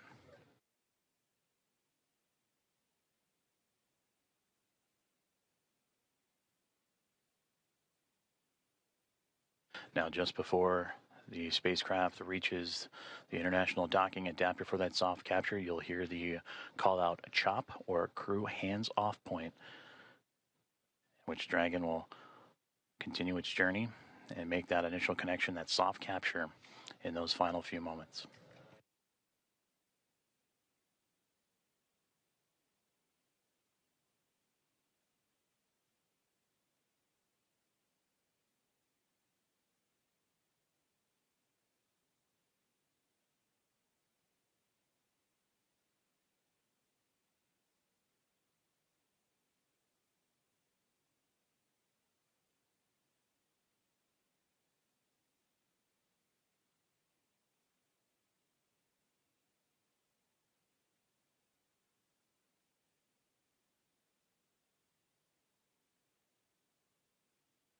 SpaceX Dragon, 10 meters. 10 meters.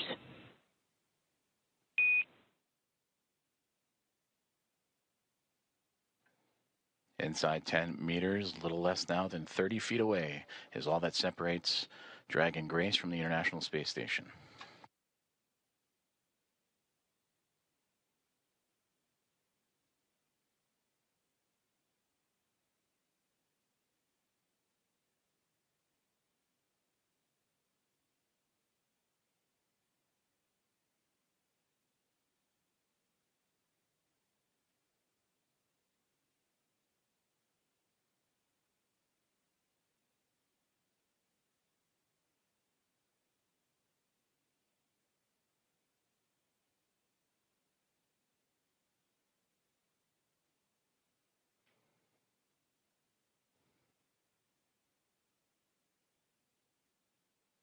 Five meters. 5 meters.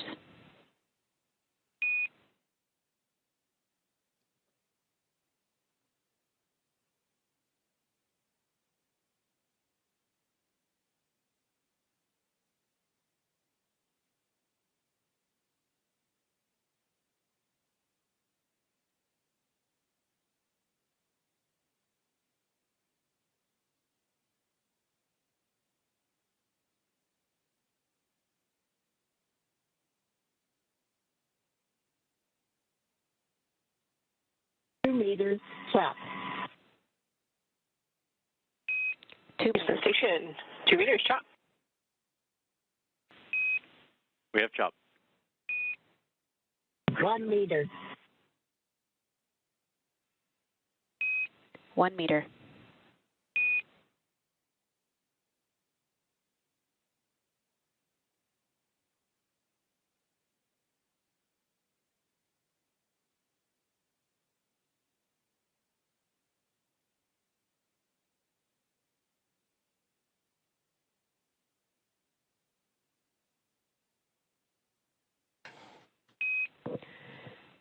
Dragon contact and soft capture complete.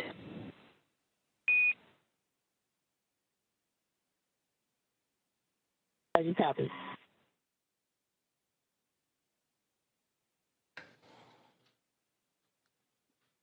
Dragon Grace and the Axiom Mission 4 crew have arrived to the International Space Station at 5:31 a.m. Central Time over the North Atlantic as the two orbiting around the Earth, connecting with the soft capture ring, and now we'll begin the ring retraction to bring the two vehicles closer together, and then the 12 hooks, the two sets of 6, Ring will drive retraction to in form a progress. hard nut.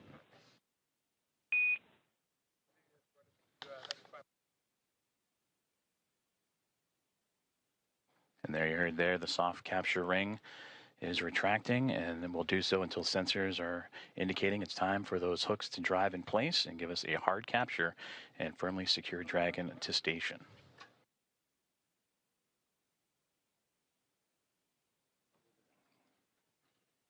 And again, Axiom Mission 4 and its commander Peggy Whitson, pilot Shubhanshu Shukla of ISRO, and mission specialist Sławosz Uznański-Wiśniewski and Tibor Kapu of ESA and Hunor have arrived to the International Space Station with contact at 5:31 a.m. Central, 6:31 a.m. Eastern, as the two were orbiting over the North Atlantic.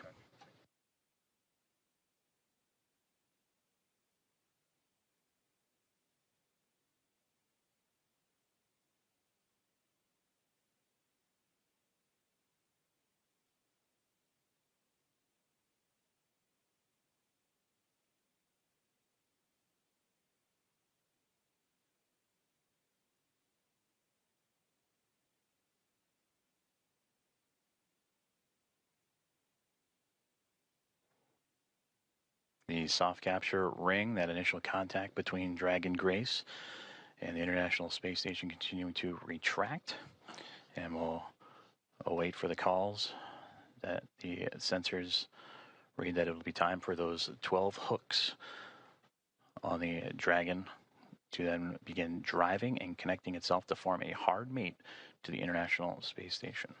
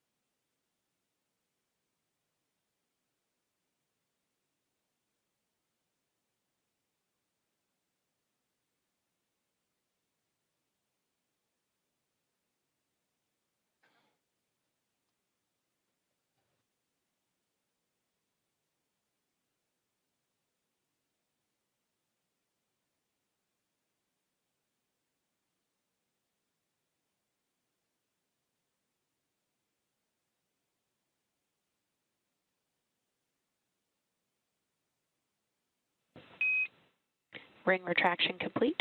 Docking sequence is holding for MCS reconfiguration.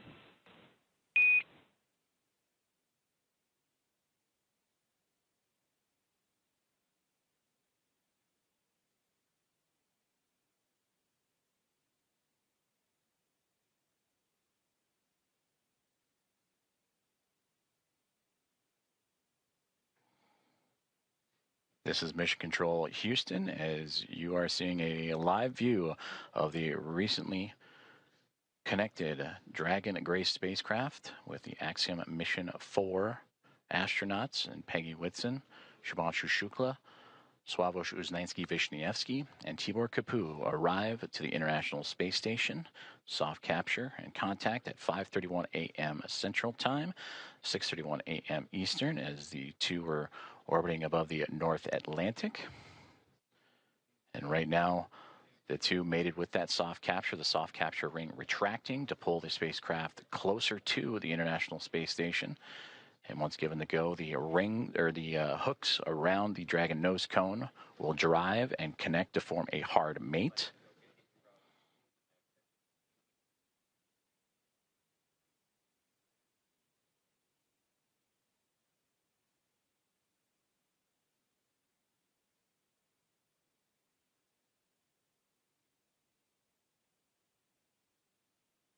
Teams on the ground in both Houston. Station Houston on the big loop. MCS configured, proceeding with hook driving.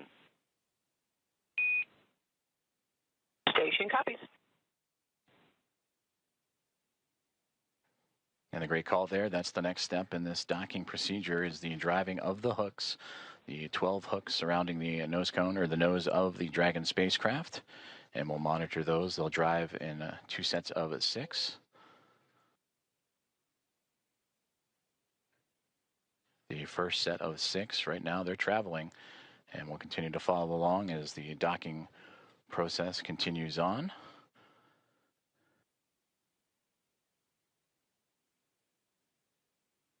And then after that first set of 6, the second set will drive and connect Dragon to form a hard mate to the International Space Station. And once the docking is complete, NASA astronauts Anne McLean and Nicole Ayers, who have been monitoring from the International Space Station from the cupola of the Dragon's arrival, it'll be Ayers that'll begin the hatch opening or hatch operations. And that'll start by opening up the main hatch on the Node 2 Zenith section of the Harmony module. That's what you see Dragon connected to. And what's separating that module and the Dragon spacecraft is that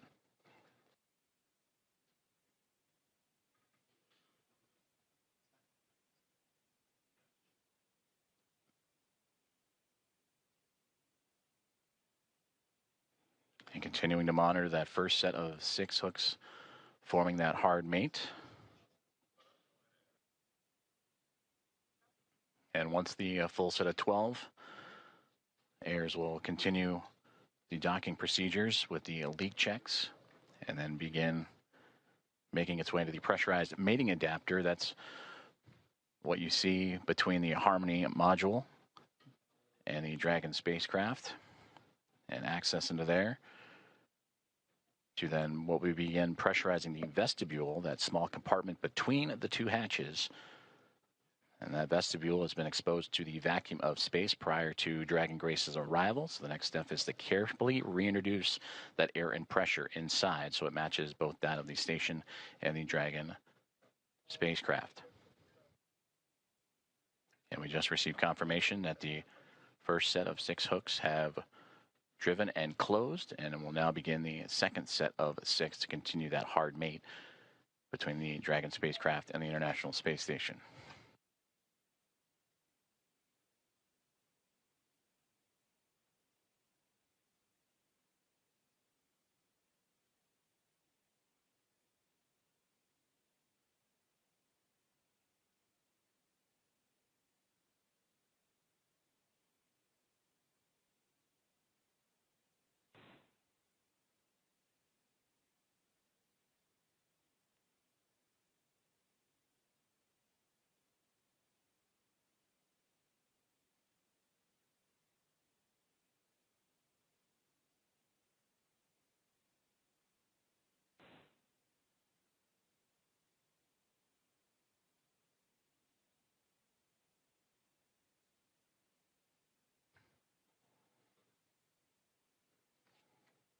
If you are just joining us, this is Mission Control Houston, where Axiom Mission 4 aboard the Dragon Grace spacecraft have connected to the International Space Station at 5:31 a.m. Central Time, currently in the process from soft capture to the hard mate to the orbiting laboratory.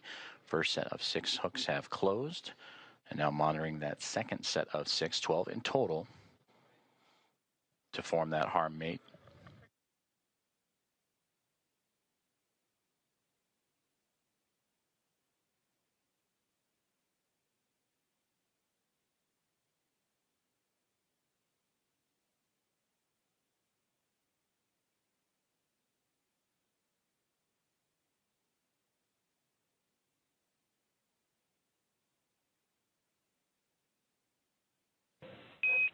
Dragon SpaceX on the big loop, hard capture complete.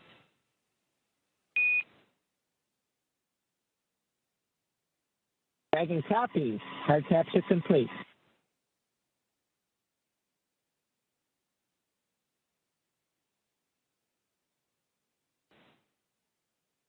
And we just heard confirmation there. All 12 hooks have closed, and that is a hard mate to the Dragon Grace spacecraft and the International Space Station, completing from soft capture to that hard mate.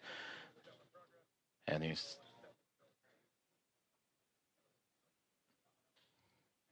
So the soft capture ring retraction in progress, and then it'll be on to establishing umbilical connections between the spacecraft and the International Space Station. That'll allow for the transfer of communications and power through those umbilicals. So we're Dragon. You see that upper portion that's mostly black against the vacuum of space, but that's the solar arrays to provide Dragon power. Once those umbilicals are connected, that power will then be provided by the International Space Station, and communications will have that hardline connection with the umbilicals as well.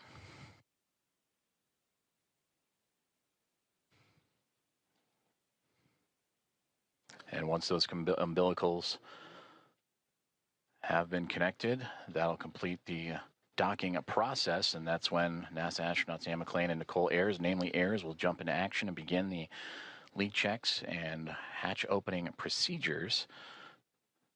And that'll allow the pressurization of the vestibule, the space between the Dragon spacecraft and the International Space Station, to be brought to pressure equal to that of what is inside station and inside the Dragon spacecraft, about 14 psi, what you experience here on Earth as sea level. And then from there, the hatch operations will continue. And the Axiom Mission 4 team will make its way on board the International Space Station with welcome remarks soon to follow.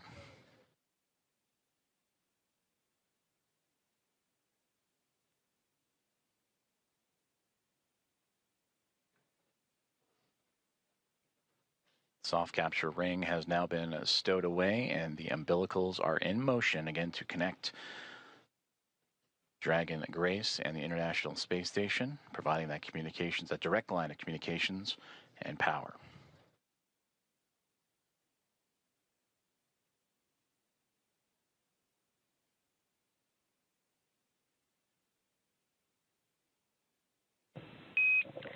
Dragon SpaceX on the big loop, docking sequence complete. Ground will be enabling hardline power and comm connections shortly. You are go to DOF suits per procedure 4.012 and begin post-docking cabin configuration per 4.400 in parallel.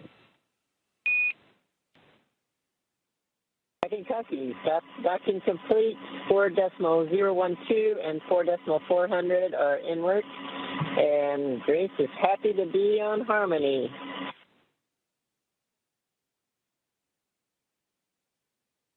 Grace Station, we are excited to welcome you. Peggy, Shug, Sław, and Tibor, we cannot wait to open the hatch and give you guys a hug. We'll see you soon. Looking forward to it. And Axiom 4 from Houston, welcome aboard the International Space Station. It's an honor to have you join our outpost of international cooperation and exploration. We are honored to be here. Thank you.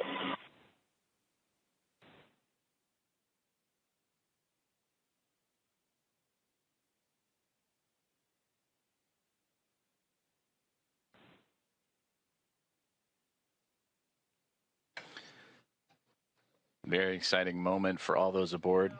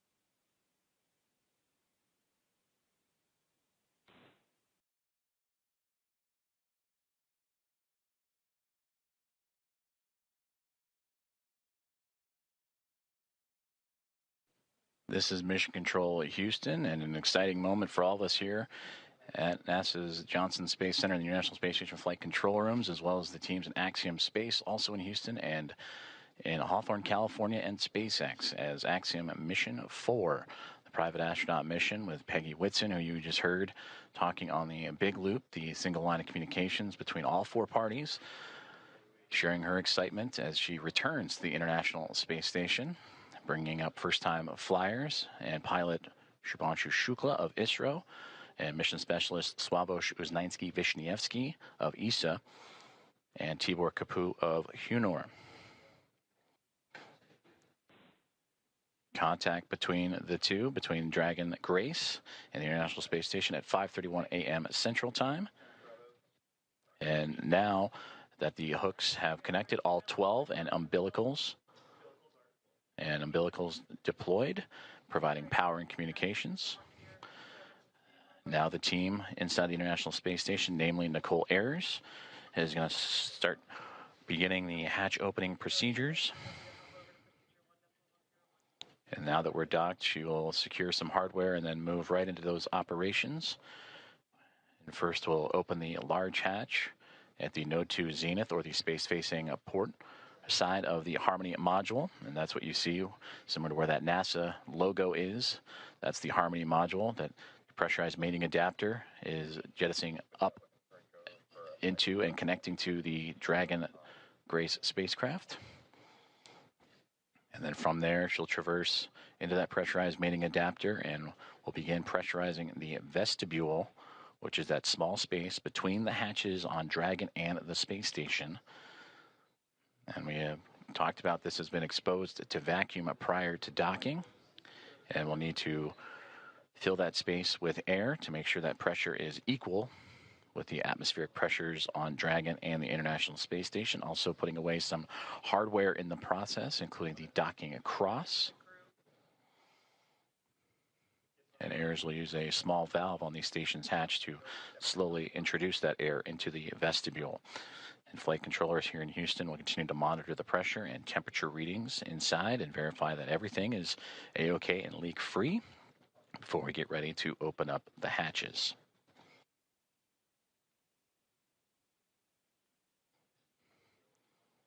From that capture moment, which again was 5:31 a.m. Central, 6:31 a.m. Eastern over the North Atlantic. It takes roughly about 2 hours to get everything pressurized and checked out before we open up the hatches and welcome in Axiom Mission 4 to the International Space Station.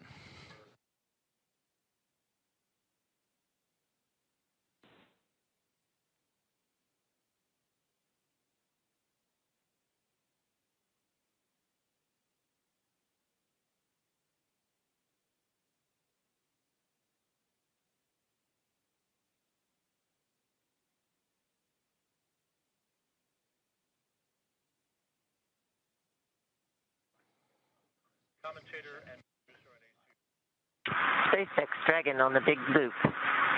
Com check on the cabin mic. Peggy, I have you loud and clear on the cabin mic on the big loop.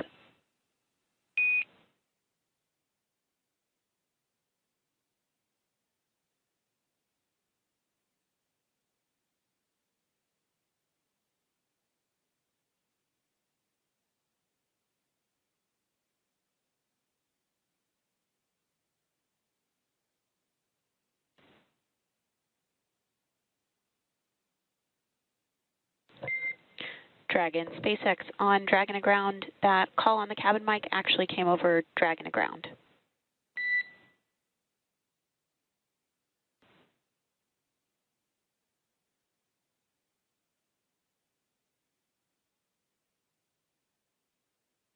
Thanks for the catch. We reconfigured.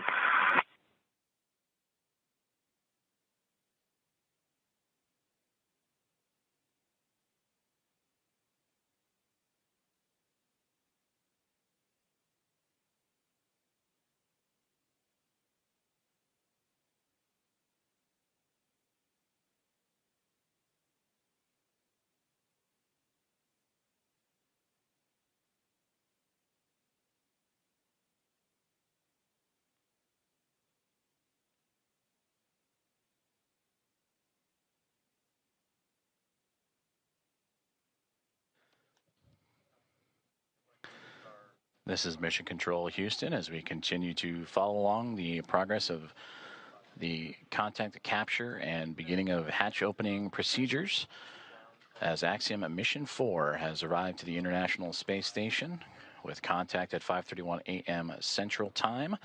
The soft capture and ring have been retracted and stowed away. The 12 hooks around the nose, the bulkhead there of the Dragon SpaceX connected to the pressurized mating adapter have latched on to create the hard mate. The umbilicals have been extended to allow for Dragon to run on power and communication lines provided by the International Space Station.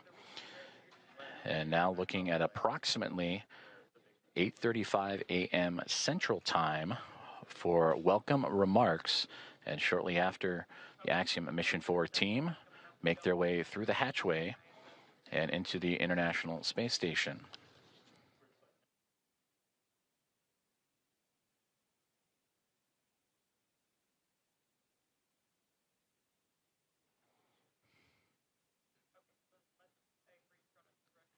The docking procedures between the soft capture ring, the hooks, and umbilicals have been completed. Station on the big loop. Node 2 overhead hatch is open. Houston copies.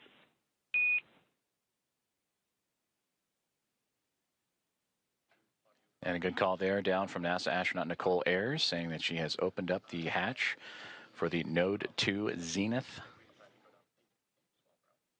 way, the space-facing side of the Harmony module, to give her access to the pressurized mating adapter. And there she will cruise in to begin work on the hatch opening procedures and pressurizing Station and the vestibule. Dragon Houston on the big loop. We are troubleshooting the big loop audio comm issues from earlier, and the action we're about to take will take down big loop comm between ISS and the Axiom crew for about 5 minutes. We may require additional comm checks after.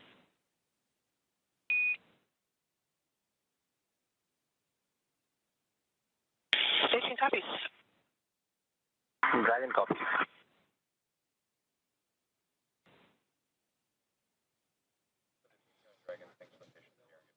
Communications there on the big loop between the teams here in Houston and up to the International Space Station as they troubleshoot some communications, and the big loop that you have been hearing that have connected everyone here inside of Mission Control Houston and the International Space Station Flight Control Room, those aboard the space station and inside the SpaceX Dragon Grace spacecraft, and the teams in Hawthorne, California, those 4 parties, that's the big loop.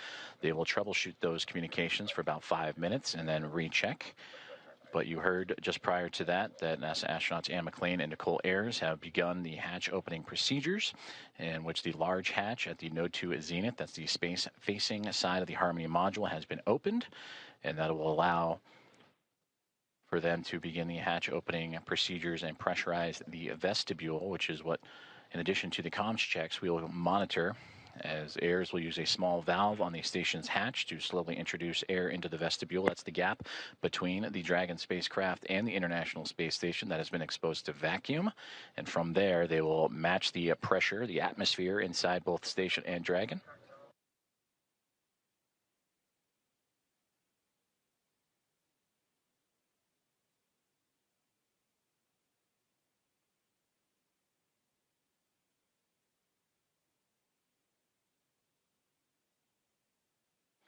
And this procedure for a hatch opening usually takes about 2 hours or so to perform leak checks and make sure every connection and everything is safe and sealed. On the big loop.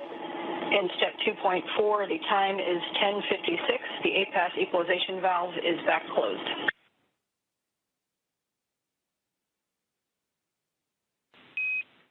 Houston copies of the good config. Expect at least 15 minutes before we continue. Station copies.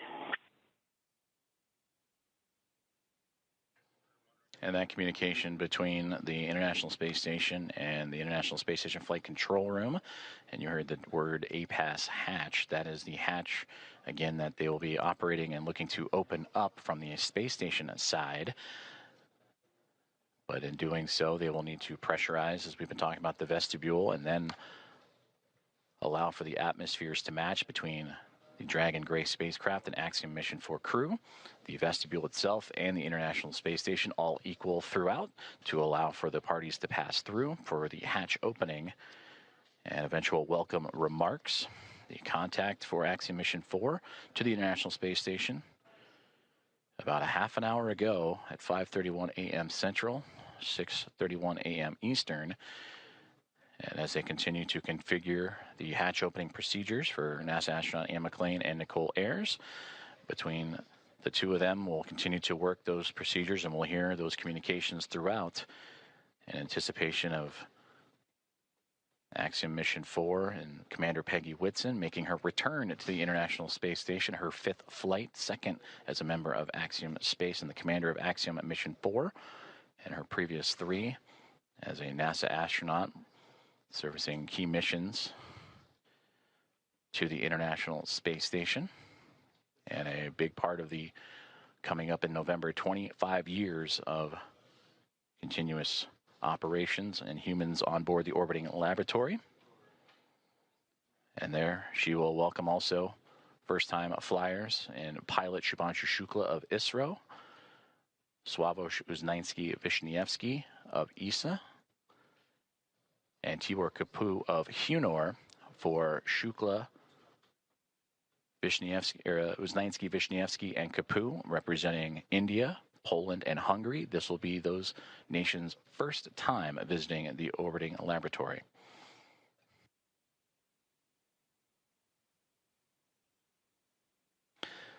And with that, from Axiom Mission 1 through Axiom Mission 4, the International Space Station will have welcomed 14 different private astronaut crew members representing 11 different nations, showing how private astronaut missions truly expand access to the International Space Station for more nations, people, and opportunities.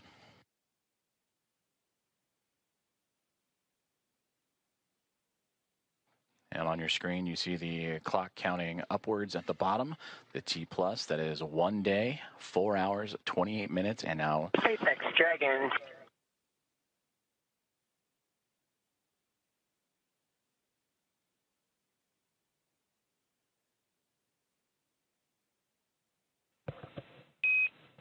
Dragon SpaceX on the big loop.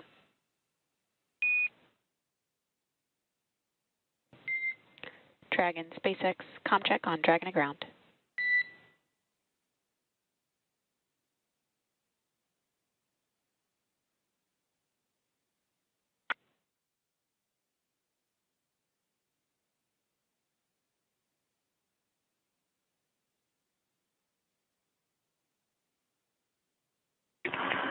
SpaceX Dragon from the cabin mic on Dragon to ground. Peggy, I'm with you on Dragon to ground.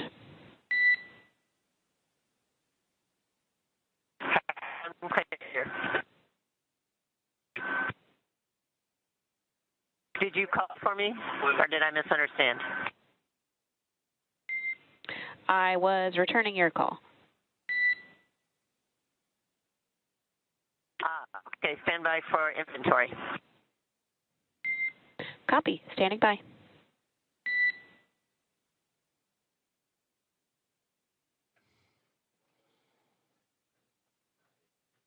comm checks and communications there between the teams in Hawthorne, California and SpaceX and the SpaceX Dragon Grace spacecraft. as we heard earlier that they were troubleshooting some communications and looking to bring back on the big loop that connects the teams on the ground in SpaceX and NASA, as well as the teams in the International Space Station and the Dragon spacecraft itself.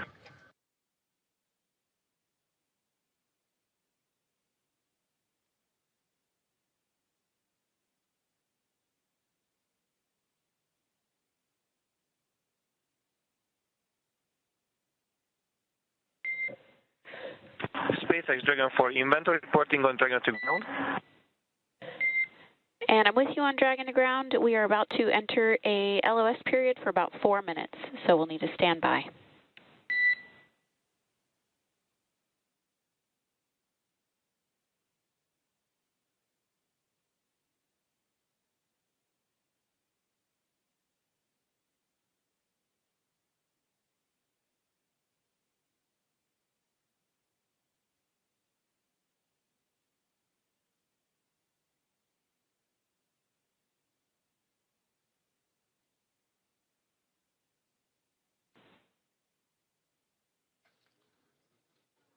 Communications between SpaceX and the crew aboard the SpaceX Dragon gray spacecraft, saying they are upcoming on a period of LOS, or loss of signal, that's anticipated as the International Space Station and the spacecraft orbiting around the Earth and transfer of satellite signals. Right now they are making their way over the southern Indian Ocean and about to head into a period of orbital nighttime, as we will get back views as soon as we have them.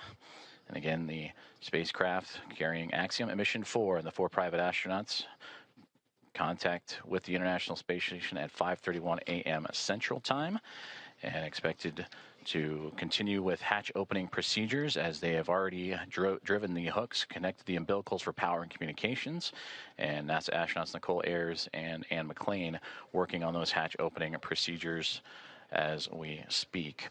And that will allow the crew to make its way from Dragon into the International Space Station, going from a crew of 7 aboard the orbiting laboratory to a crew of 11. And that'll be followed by welcome remarks at approximately 8:35 a.m. Central Time, 9:35 a.m. Eastern Time. Certainly an exciting moment for all of us here in Mission Control, but we want to check back in with our team over in Hawthorne as Axiom Mission 4 has arrived to the International Space Station. For as many times as we have had the privilege of supporting crews headed to and from the International Space Station, I'm certain that it is an incomparable experience. Something that unless you're on board, you can't possibly understand what it really feels like. Paul, and I'm confident that you and I cannot do it justice even attempting to tell everyone joining us today about it. So instead, we have invited Axiom Space's own commander, Michael Lopez Alegria, to share from his previous experiences. LA, MLA, or Commander, you've got a few designations, right? For those who may not know... How you doing, Paul? Good to see you, Ronnie. Hey, it's good to see you as well, sir. Thank you for joining us this morning. Yeah, good to be with you. So for those who may not know, I've got to share a few stats here just to make sure people understand who we have joining us today on the show. You've flown to space 6 times, 2 of those to Dragon, on Dragon for Axiom Space. You've got a running total of, say, 296 days, 16 hours, and 15 minutes, give or take or so, in space. You've conducted 10 EVAs over the course of your career, and when you're not in space, you're helping get others at Axiom Space to space, right? As our chief astronaut. Do I have all of that right? Sounds good. I'm not sure about the minutes and seconds, but everything else sounds right. That's awesome. Well, we want to spend some time with you and just ask you some questions about your experiences getting to the International Space Station. Obviously, you know a thing or two about rendezvous and docking. So the first question is simply, we've just watched Dragon Grace dock to the space station. You've done this several times. What's the mindset for a crew at this point in the mission? So as we get closer and closer, you know, we're transitioning from the phase where you're basically waiting to get to the ISS, and you're laser focused, especially the last 220 meters from what they call waypoint 1 into docking. A lot of focus on what's being shown on the displays. We have several parameters that we're monitoring: closure rate, the what they call the corridor, et cetera. There are a few things that could cause the system to stop or retreat or even break out, which means you'd come back and try to rendezvous on another day. So that's really what's going on, at least technically, I guess, in your mind. Obviously, emotionally, it's a completely different story.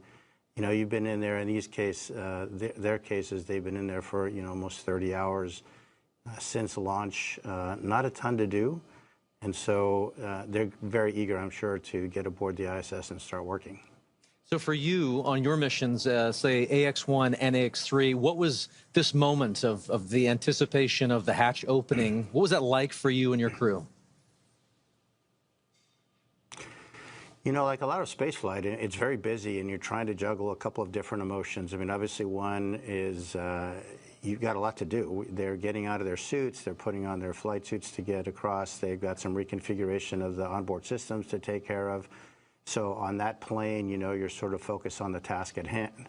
But secondarily, you're thinking, again, a lot about, you know, what it's taken to get here, what is this going to be like when I float aboard the ISS for the first time. So there's an emotional component that is also pretty strong. A lot going on. So backing up even further, before you get to that kind of emotional moment of crossing the threshold, tell me a little bit more about the journey to get to that point. We, on this end, get to see launch, ascent, and then spacecraft separation. But after that, as you mentioned, you're kind of on your own. What are some of the hallmarks of your transit up to the station? Yeah, as you know, Ronnie, from the time of post-orbital insertion, when the Dragon is configured for on-orbit operations, until you really start the approach initiation, you're basically playing catch-up. And I heard it greatly explained, or very well explained by John yesterday on the broadcast during launch, that it's basically you're on the same lane as the ISS, but now you've got to catch up. And the way we catch up is by having an orbit with a lower altitude than the ISS. So we actually go around the Earth a little bit faster each time. And with each lap around the Earth, we get closer and closer. And so there's not a ton to do. Those maneuvers to adjust the orbital altitude, we call them burns. They happen, first of all, automatically. Of course, we are monitoring when they're going on. But between those things, there's not a ton to do. The Dragon is a very efficient spacecraft for what it is meant to do, which is transit to get you from the Earth to the ISS. But it's not really cut out to be an on-orbit anything, really. So you're just sort of hanging out. They'll have or they will have had a sleep period while they wait to get there. But there isn't a ton to do between those maneuvers, and so it's really kind of a hurry up and wait. Again, a lot like a lot of human spaceflight, very intense activities, followed by some pretty long lulls occasionally. And so then when do you get to go from that free-flying, like, transit mode to the rendezvous and docking phase? Yeah, so after that series of maneuvers to change the altitude, we start approach initiation. And I would say that the transition is really when the spacecraft starts pointing at the ISS. Until then, the attitude is really optimized for power and communications considerations. But when it gets beyond a certain point, it starts actually looking at the ISS, and then you start being able to pick it up in the displays through the forward-looking cameras that are on board. LA, you've described the moment of getting into microgravity as you've transitioned into another plane, another world, another moment. Can you share a little bit of that thought, that mindset, as you transition from, obviously, the acceleration of launch into microgravity and being in that other world? I'd love to hear your perspective on that transition. Yeah, you know, Paul, it's interesting. I mean, it really is kind of like a parallel universe in a way. We all live our lives in 1G pretty much our entire lives. But when you make that transition, it really is a very different sensation. For the first time you feel it, you can't even believe it. I mean, it's a little bit like the zero-G airplane that we are trained in, but of course, instead of lasting 20 seconds or so, it lasts effectively forever. And so that sensation, I mean, it just brings a smile to your face when you let go of something and it just stays hovering in front of you. And it just never gets old. It's really quite remarkable. I love it. And obviously our crew in Dragon right now is in that other plane in that other world of microgravity being constant. So we're walking forward. We're progressing towards this moment where the hatch will open and they are going to enter the space station. You've mentioned this already a little bit, but I'd love to just kind of unpack that some more.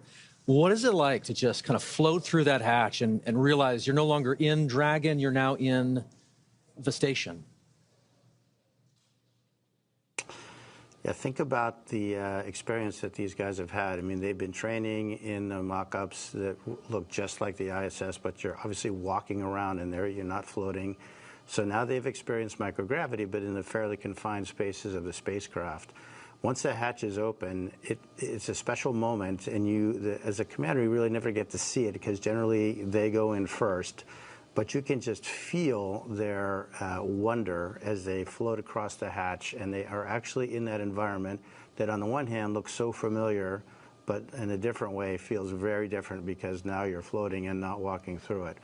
It's a similar experience, and I remember on AX-1 when the three first-time flyers saw the Earth from the first time from the Dragon spacecraft after we got into orbit. And again, I didn't see their faces because they were glued to the windows, but I could just feel, hear, and sense how excited they are, and it's a magical feeling. And I'm looking forward to to trying to perceive what that must be like for these three as they float aboard the ISS. One of the things we're really looking forward to with this crew is the welcome ceremony that's going to be today at 8:35 a.m. Central. Tell us a little bit about the history or the tradition associated with welcoming a new crew on board. Yeah, that goes back obviously 25 years or so when we first started having handovers aboard the ISS. But recently what we've done is added a pinning ceremony to that, and that is where Peggy, as a commander, will provide astronaut pins to the three new flyers, Shuk, Slav, and Tibor. And those pins will have a number associated with them, which is the number of orbital astronaut they are. So they will be the 634th, 35th, and 36th humans to have orbited the Earth in the history of humanity. So when you think about it, it's a pretty small number considering humans have been around quite a while. But it's pretty nice, and of course, to be greeted by the onboard crew, all 7 of them, lots of hugs, lots of different languages being spoken, and a lot of smiles. And so then after you have this great welcome moment, sharing all of that across different cultures, different teams, how quickly do you transition then to working together on station? Pretty quickly. You really have to hit the ground running. There are a few safety things that we go through with the ISS commander where they'll tell us some things that, of course, they have learned in the mock-ups again, but now this is for real. These are where things are located. This is what we expect you to do if this or that goes wrong. And then really it's off to work. We start transferring a lot of cargo out of the ISS. Most of that will be to support various scientific experiments that we're bringing on board. And then our lives get ruled by what we call the Optimus Viewer, which is basically a moving map of your schedule from the time you wake up to the time you go to bed. And it's pretty hectic. You've got, in this case, 14 days to get a lot of stuff done. Every detail is pre-programmed by the teams on the ground working with NASA. And we really have an effort to try to maintain that pace. Obviously, it takes a bit of time to get accustomed to floating around. Even though they've been in zero-G for over a day, they haven't been in zero-G in such a big open space. And so moving around, you've heard the term or the phrase slow is smooth and smooth is fast. They definitely will be practicing that. So there's a little bit of time for adaptation. There's quite a bit of time with the safety briefings that I mentioned. But after that, it's looking at Optimus Viewer and really getting started. LA, you've just mentioned that schedule is full and you jump right on into it, trying to stay ahead of that red line in that Optimus map you mentioned. But I'm curious, just looking back at AX-3, your previous mission, what were some of the highlights for you personally on board the space station? We've learned a lot since AX-1 and the progression through AX-3, and I think one of the things we learned is that we really need to focus the commander's time on being available to the other crew members. So I would say one of the most gratifying things is giving them the time and space to sort of inhale, exhale, think about what they're doing, and take their time, because really the planners have done a great job fitting all of these activities into these 14 days, and there is enough time to do it. It doesn't do anybody good to get flustered and upset. You just go one step at a time, and then letting them have a little bit of time to look out that window, because that is a view that is spectacular and unforgettable. I think my advice to the crew would be, you have a huge responsibility. Your families, your colleagues, your space agencies, your nations are really counting on you. But at the same time, try to enjoy it. Try to really soak this in. This is generally a once-in-a-lifetime opportunity. And again, it's that balance between, you know, sort of the focused, hard nails, technical work, and trying to really absorb the emotional experience, which is obviously very unique. Unique indeed. You just mentioned there that there's lessons to be learned that you share out with each of the crew members. And I know that you got a chance to do that with this crew and ahead of their launch, I believe, in quarantine. So I'm curious if you could share some of those lessons learned with us. If you were preparing to take us up next, what would you share with us? Well, the good news is that, you know, Peggy has done this a time or two herself, and her crew will probably be as ready as anyone that you can imagine. So my time with this crew was pretty short and pretty informal because of A, her experience, and B, the training that, as I mentioned, has evolved since AX1 to the point that I think we have it pretty well suitcased in terms of what to train, what not to train, and how much of each. Again, my advice to them is try to absorb it, try to be as cognizant of what's going on, because it is that parallel universe, again, that's hard to get to. And the more of that you can sort of soak away in the recesses of your mind, the better. Because I'm quite convinced that this crew in particular is extraordinarily well trained, and they'll have no issue getting through their timeline and all their activities that they have to do. I just want them to think about the stuff that they can do and take advantage of the amazing experience that they're having. Commander, thank you so much. We truly could spend the next hour talking space with you. Thank you for sharing your time and your perspectives with us this morning. You bet. It's been a pleasure. All the best. Thank you. You too. With that, we're very excited to hand the ball back over to NASA Johnson Space Center, where we're going to get a further update on the progress on board station and our AX4 crew. Joseph? Thank you very much, Ronnie and Paul. We appreciate it, and great interview there with Michael Lopez Alegria.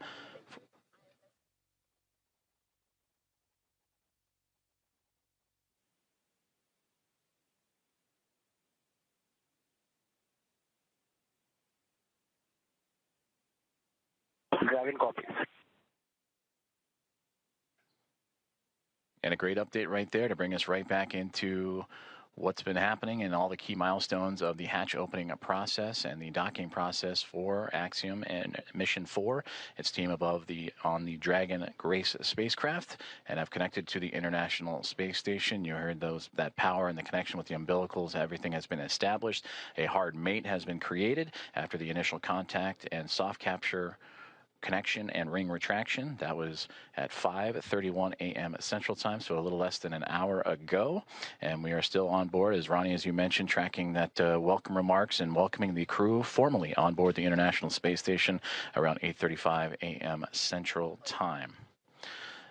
So far, everything's still being worked on in terms of those hatch opening procedures, as the Dragon spacecraft has connected itself to the Node 2 Zenith port, or the space-facing port of the International Space Station, and we'll bring you back those views as soon as we have them, as we are continuing our coverage all the way up until those welcome remarks and bringing on the Axiom Mission 4 team, the fourth private astronaut mission to the orbiting laboratory.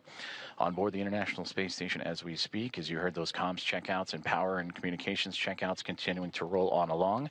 NASA astronauts Nicole Ayers and Anne McLean, who monitored Dragon's progress throughout the morning, from the approach initiation burn all the way through to the contact and capture, They are beginning those hatch opening procedures, and we'll continue to look at the APAS hatch and the pressurized mating adapter. That's the space that separates between the International Space Station and the Harmony module and the Dragon spacecraft itself. And in there, those series of hatches, the APAS hatch is, and the vestibule, of course, is what needs to be pressurized to allow for the APAS hatch on the International Space Station side to be opened and stowed away. And then from that angle, then it'll allow for the Dragon team to open up their side of their hatch. And once the pressure is equal between Dragon, the vestibule, and the International Space Station, that'll allow for the crew to come on board the orbiting laboratory and bring the crew, the Expedition 73 crew, which right now is a crew of 7, and welcome in their guests, Axiom Mission 4, and bring up the total to 11. There you can see on your screen the International Space Station and the Dragon spacecraft together orbiting over the southeasternmost portion of Australia, and they are in an orbital nighttime period right now, and that'll stretch on for another few more moments, and we hope to have those great views of the space station and the Dragon spacecraft once the sunrise and orbital daytime has returned. And again, tracking an 8:35 a.m. Central Time welcome remark, and shortly before then, you'll see the crew, and we'll have all that coverage and views of the Axiom Mission 4 team making its way into the orbiting laboratory. And again, a great interview there with Michael Lopez Alegria, commander, former NASA astronaut and commander of Axiom 1 and Axiom 3, and the ISS, the International Space Station, ready to welcome in Peggy Whitson, a former NASA astronaut, on her 5th flight, second with Axiom as commander of Axiom 2 and now of Axiom Mission 4, and bringing in pilot Shubhanshu Shukla of ISRO, Sławosz Uznański-Wiśniewski of ESA, and Tibor Kapu of Húngaro, each representing India, Poland, and Hungary respectively. It'll be the first time that those 3 nations have been on board the International Space Station. And that'll bring 14 different private astronaut crew members representing 11 different nations to the orbiting lab, showcasing the strength of private astronaut missions and how it expands access to the International Space Station and low Earth orbit for more nations, people, and opportunities. So we continue to follow along with the hatch opening procedures that Nicole Ayers and Anne McLean of NASA each working diligently through, and we'll continue to provide updates as they arrive. During that interview, we did hear that there was some troubleshooting that they were working on the big loop that has since been resolved. So we should hear communications on that big loop that connects both the Dragon spacecraft, the International Space Station, and the teams on the ground here inside of Mission Control Houston and the International Space Station Flight Control Room at NASA's Johnson Space Center, and well, the teams in Hawthorne, California, and the Mission Control Room at SpaceX.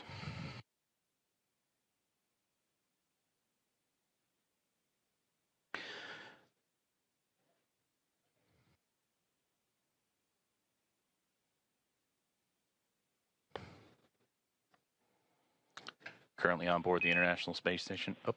Station Houston on the big loop for PMA.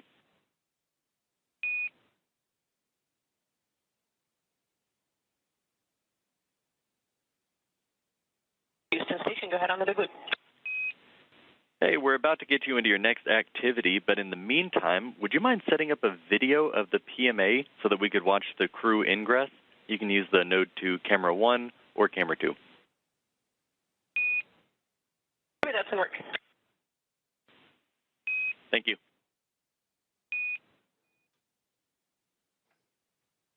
Communications from the ground here in Mission Control Houston up to the International Space Station, that PMA, pressurized mating adapter, and that is where NASA astronaut Nicole Ayers is currently operating in the hatch opening procedures, and they're asking to set up a camera so we can get live views in and witness the Axiom Mission 4 crew as they ingress or enter the International Space Station. So we'll keep an eye out for those views coming from that pressurized mating adapter just inside the Zenith, Node 2 Zenith port of the International Space Station, that space-facing port.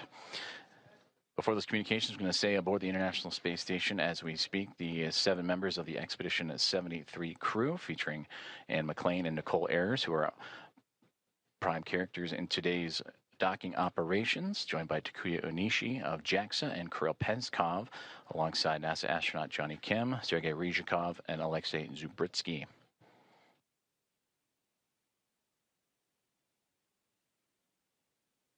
You heard during the interview with Michael Lopez Alegria some of those key milestones and celebratory moments that he celebrated in his time as the commander of Axiom at Mission 1 and Axiom Mission 3 earlier, bringing those first-time flyers in Shubhanshu Shukla, Sławosz, Uznański-Wiśniewski, and Tibor Kapu into microgravity for the very first time.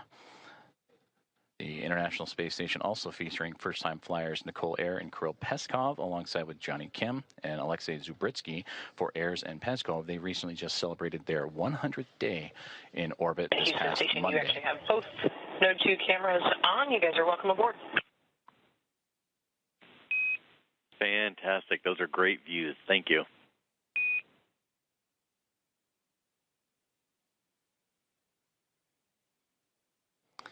And there you see the live view that the team on board the International Space Station has just set up for us to see as we are inside the pressurized mating adapter, looking into what will be the APAS hatch that will eventually be pressurized, and the vestibule pressurized, pardon me, to welcome the Axiom Mission 4 crew aboard once everything is equal in pressure from SpaceX Dragon to the vestibule to the International Space Station, and the hatches on the Dragon and Space Station side are open. Everything will be on schedule to welcome in the 4-member crew.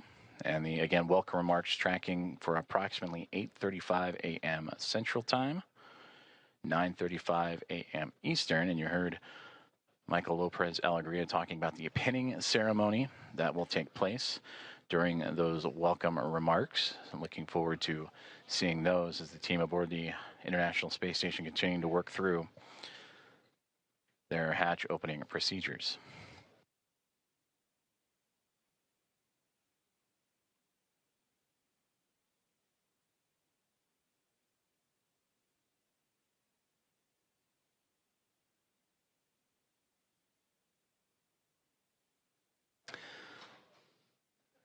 Since launching from Launch Complex 39A and NASA's Kennedy Space Center yesterday morning at 1:31 a.m. Central, 2:31 a.m. Eastern, the Axiom Mission 4 crew above the newly named Dragon SpaceX Grace spacecraft have tracked down the International Space Station through a stair-stepping procedure of multiple burns that occurred from just moments or a few moments after launch up until the early morning hours today, to allow them to catch up to the orbiting laboratory and set up for the final approach and docking, and that contact with the orbiting laboratory at 5:31 a.m. Central Time.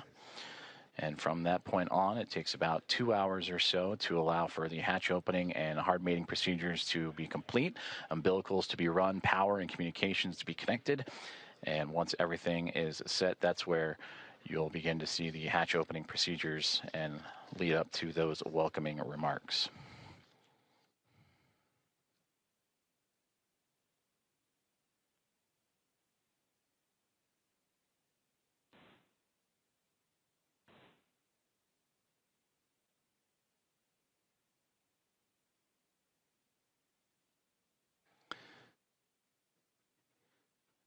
And as you're following along with us, as we continue to wait for views of the International Space Station and the Dragon spacecraft as they are in an orbital nighttime period, making their way across the Pacific Ocean and approaching the equator, almost right in the middle of the Pacific Ocean. We'll get those views back from the exterior cameras. And the astronauts on board the International Space Station continuing to configure the cameras for views inside the orbiting lab.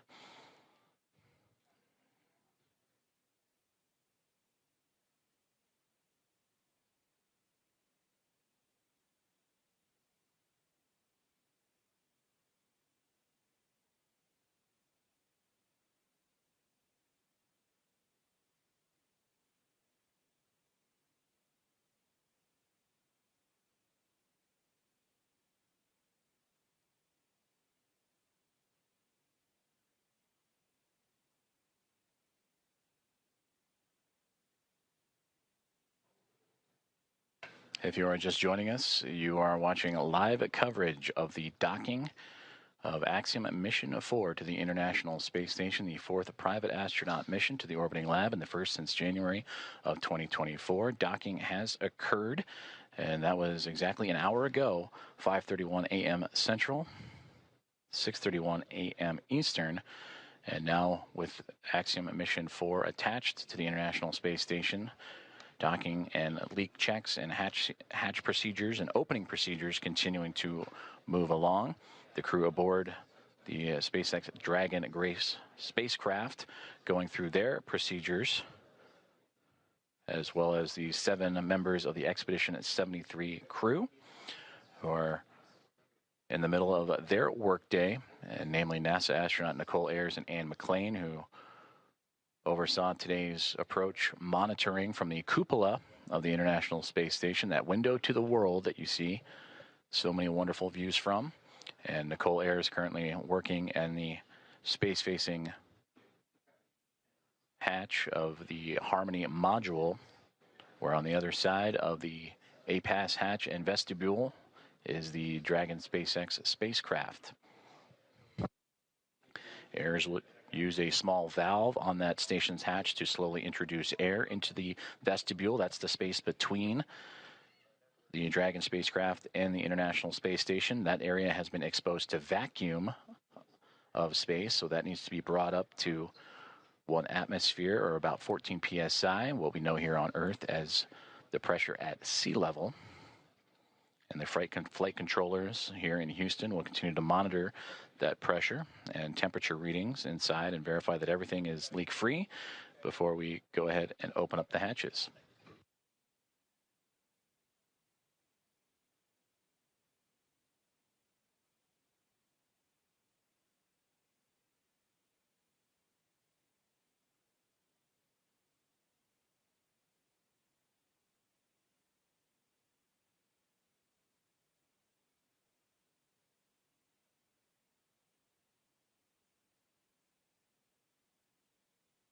Just received communications from the team here inside the International Space Station Flight Control Room that the vestibule leak check has been successful, and it is good.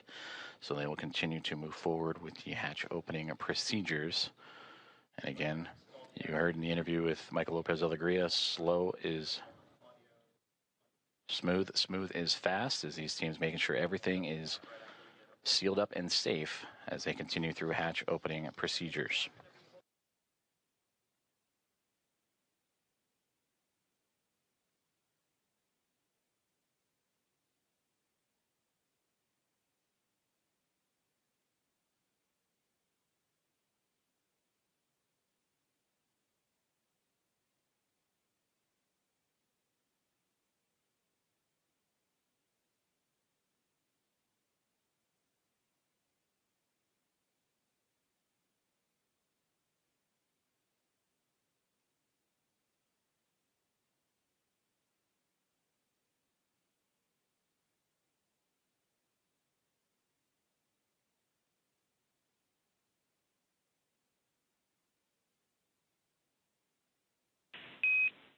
Station Houston on the Big Loop.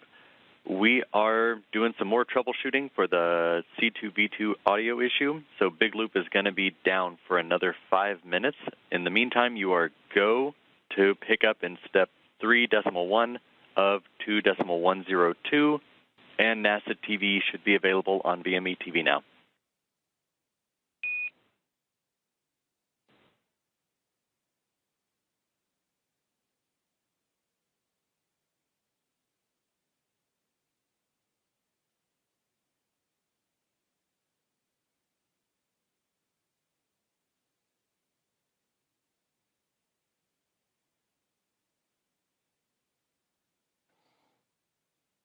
There you heard communications radioed up to the crew aboard the International Space Station on the Big Loop that they are continuing with troubleshooting of that communications as we are looking live up towards that node to zenith hatch in the Harmony module, and you see several members of the Expedition 73 crew in and out of the field of view. That is Nicole Ayers going into the pressurized mating adapter and continuing hatch opening procedures, and she is wearing the long-sleeved navy polo, and the red polo that just flew by, that is Expedition 73 Commander Takuya Onishi. We've also seen glimpses of Anne McClain in the field of view as well, as certainly everybody aboard the International Space Station anxious and excited to welcome Axiom Mission 4 with Commander Peggy Whitson, pilot Shubhanshu Shukla, mission specialist Sławosz Uznański-Wiśniewski, and mission specialist Tibor Kapu aboard the orbiting laboratory.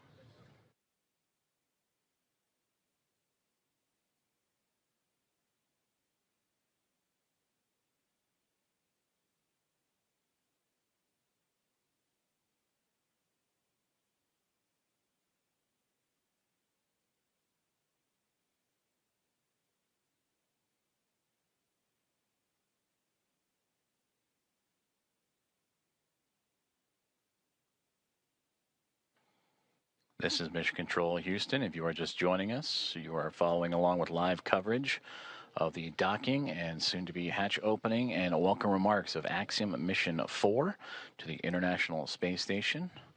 The mission began with the launch off of Launch Complex 39A and NASA's Kennedy Space Center yesterday morning at 1:31 a.m. Central, 2:31 a.m. Eastern. That took them on a journey that was a little more than a day to get them to the orbiting lab. They have since docked, and contact was at 5:31 a.m. Central Time. And after the connections made, the hooks driving to form the hard mate, umbilicals with power and communications connections all run.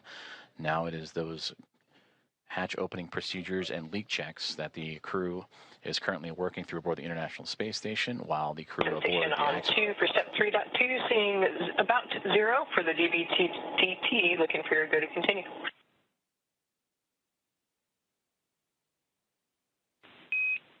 We see the same. You're good to proceed.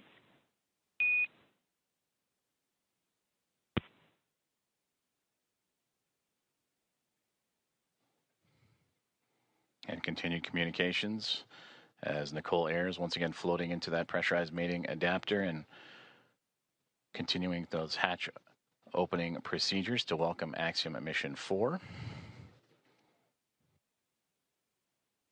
The target welcoming remark ceremony time, 8:35 a.m. Central. So a little more than 2 hours from now as leak checks and pressurization checks continue on before the APAS hatch and the vestibule and all procedures can be completed.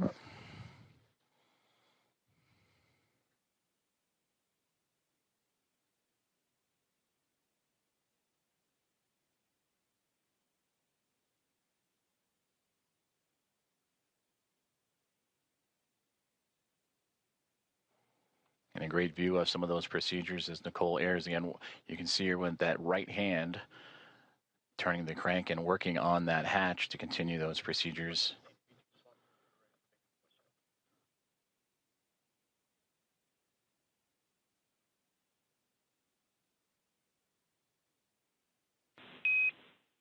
Dragon, station. This is Houston on the big loop for comm checks.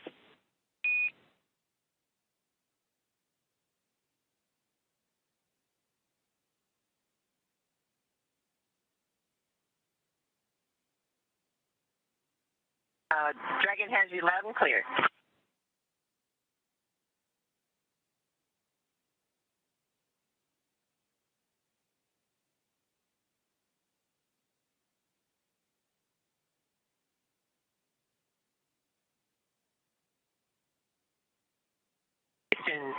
Dragon on the big loop. We have you loud and clear. And Dragon, we read you the same.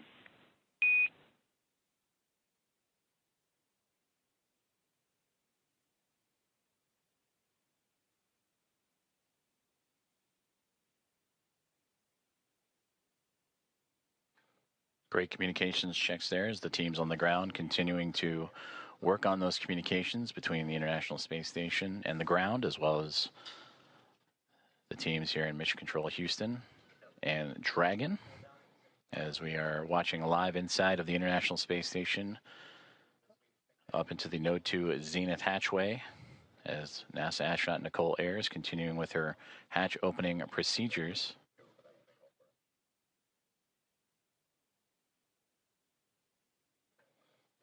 Docking of Axiom Mission 4 to the orbiting laboratory.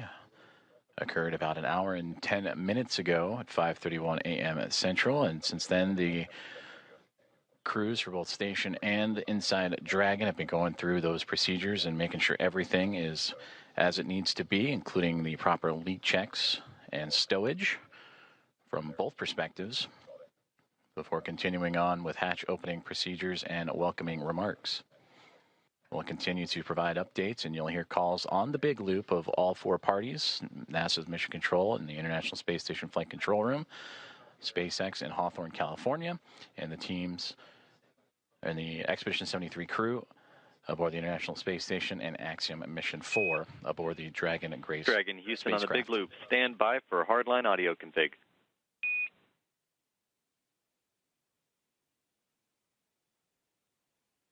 Dragon copies.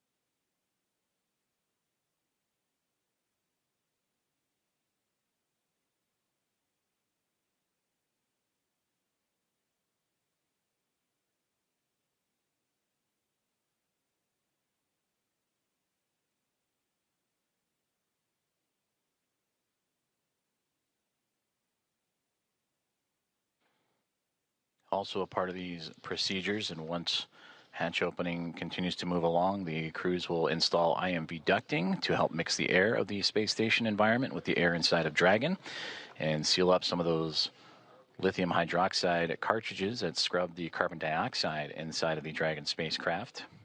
And that was on their ride to the International Space Station.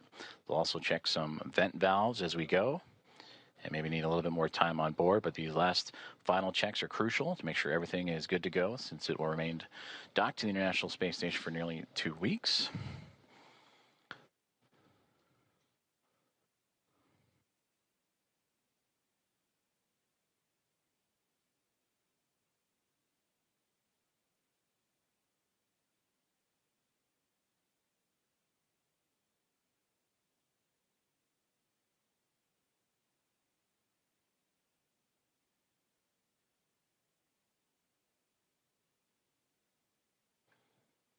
With the arrival of Axiom at Mission 4 and the Dragon Grace spacecraft, newly named and given by Peggy Whitson, commander of Axiom Mission 4, shortly after launch yesterday morning, that now brings 5 spacecraft to the International Space Station: 2 Dragon spacecraft, a Soyuz MS-27 spacecraft, and 2 Progress vehicles, cargo vehicles, attached to the orbiting outpost. For Dragon, it is Endurance and Grace, connected to the forward and now zenith ports of the Harmony module, with 2 Progress vehicles and that Soyuz MS-27 also connected. And once the Axiom Mission 4 crew makes its way aboard station, that'll bring, since 1998, 288 visitors to the orbital outpost.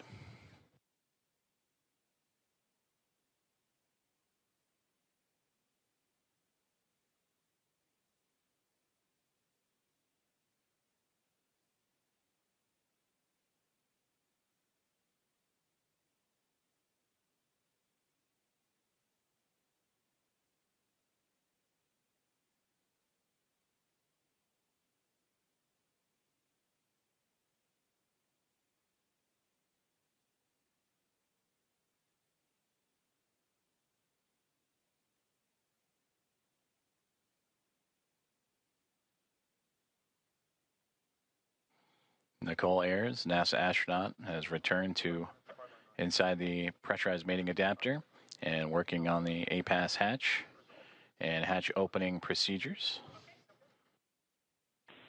as we continue to get great Dragon views from Houston on the inside the big loop. International Space Com Station. check. Hardline audio configuration complete, and we have resolved the audio issues on C2V2. That sounds great, because we have you loud and clear. We read you the same.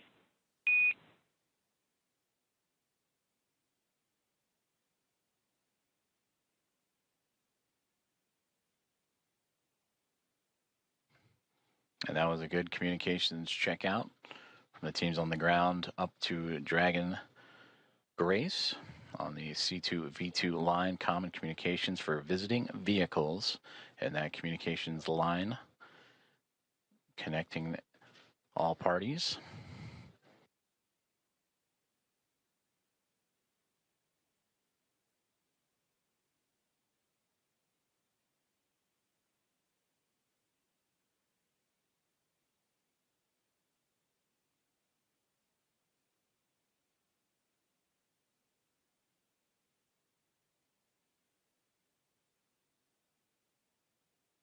As we continue to work through hatch opening procedures, and again targeting approximately 8:35 a.m. Central Time for welcoming remarks as the International Space Station and Expedition 73 crew bring in and welcome aboard Axiom Mission 4. Both the orbiting laboratory and the newly docked SpaceX Dragon spacecraft over the northern Pacific Ocean, about to cross into the west coast of North America, right along the U.S.-Canadian border. And also around that time, we will start seeing an orbital daytime period as Dragon and the International Space Station have been orbiting in a nighttime phasing.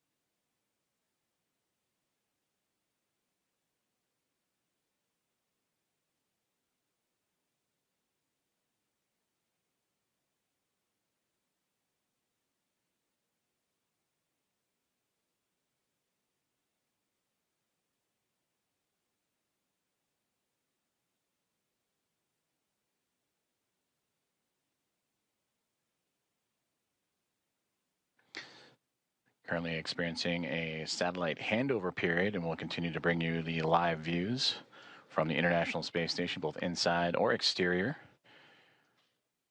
Once communications is established, which should be here in the next few moments. Until then, you can see on this map where exactly we're talking about, where the station and Dragon orbiting over the Pacific Ocean and about to cross over North America and over the northernmost territories of Canada.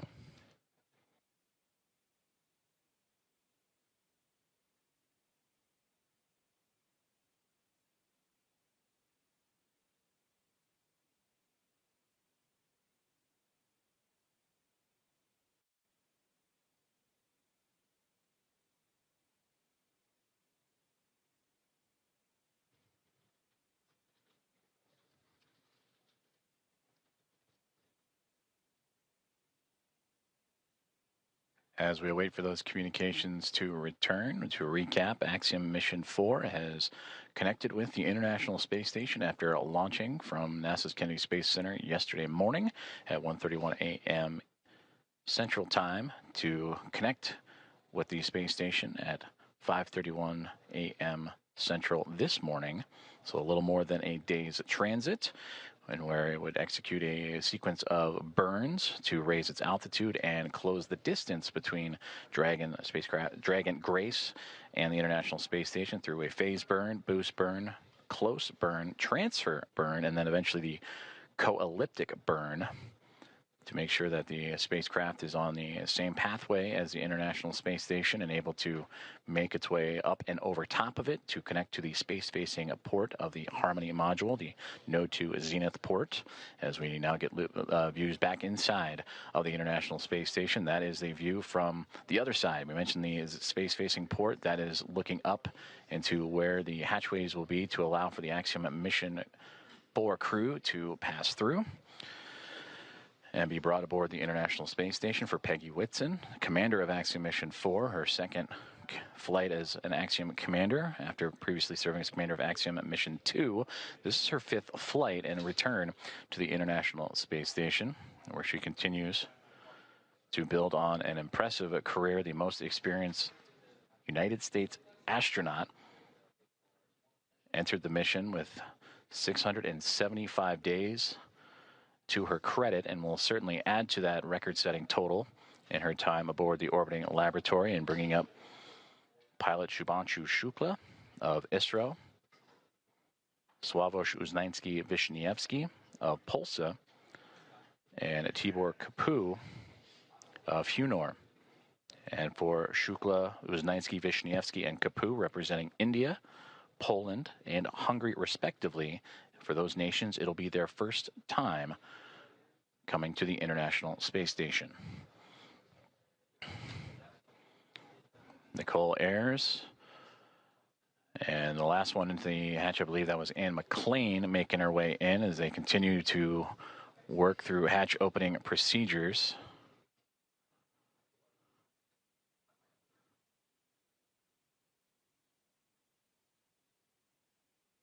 In the middle there, that is Expedition 73 Commander Takuya Onishi of JAXA. And then you just momentarily saw NASA astronaut Johnny Kim float in and out of view as the crew working together to continue these procedures, moving around some equipment, and to allow for the access to the APAS hatch. After successful vestibule pressurization and checks.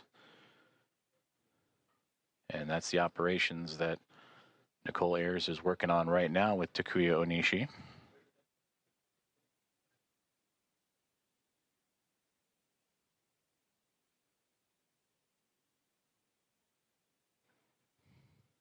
And Johnny Kim with camera in hand to document these procedures.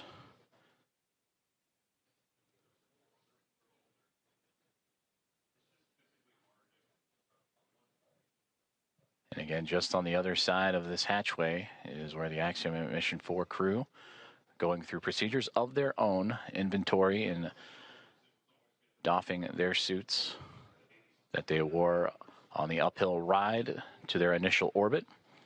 And after an off-duty period would put back on for those dynamic phases of flight, starting with the approach initiation burn that occurred earlier this morning.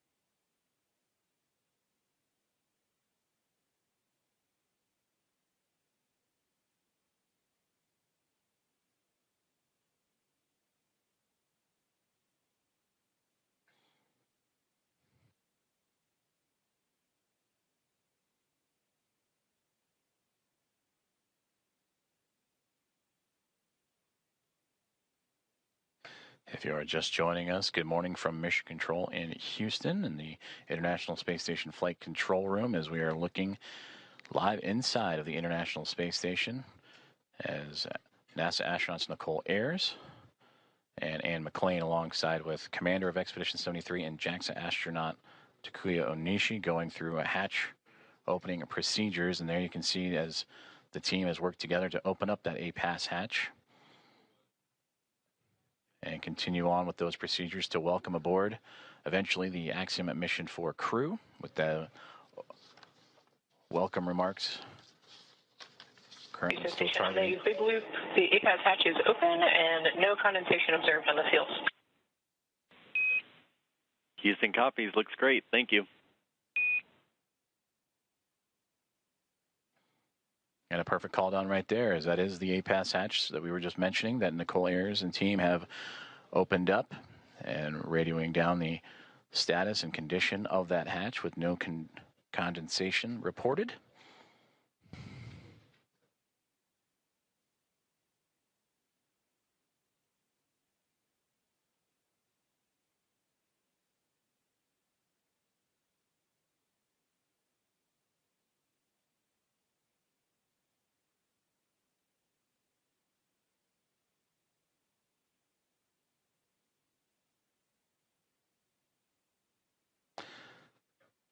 And as Nicole Ayers continues to work on that hatch, you'll also see that hatch be covered up to give an extra level of safety to allow for the Axiom Mission 4 team to pass smoothly without having to worry about any additional hazards as they pass through the vestibule and pressurized mating adapter and eventually into the Harmony module of the International Space Station.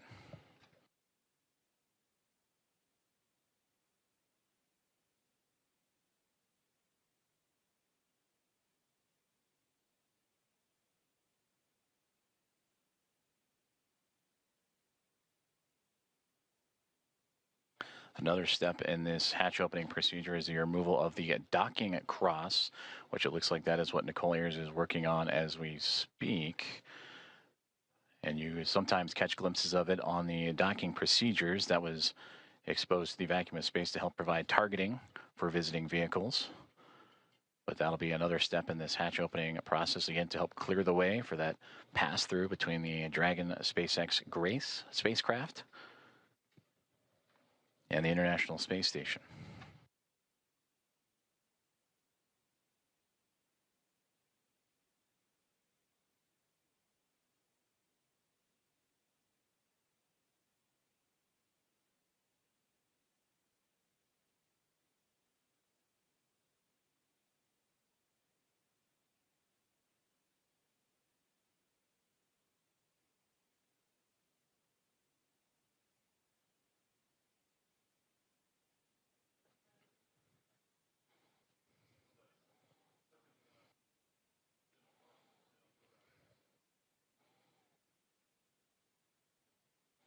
Hatch opening procedures continuing to move along for the teams aboard the International Space Station and Axiom Mission 4 as we draw closer and closer to the anticipated hatch opening and eventual welcome remarks. And we thank you for tuning in and joining us this morning as we are live from the International Space Station Flight Control Room in Houston, Texas, monitoring Nicole Ayers as she continues to work through those step-by-step procedures. As the hatchway, there you see the large square structure just off to the right-hand side of our field of view with that window in the middle was Station opened up. Houston on the big loop. Just want to clarify, we want the standoff cross stowed in the standoff cross cover bag.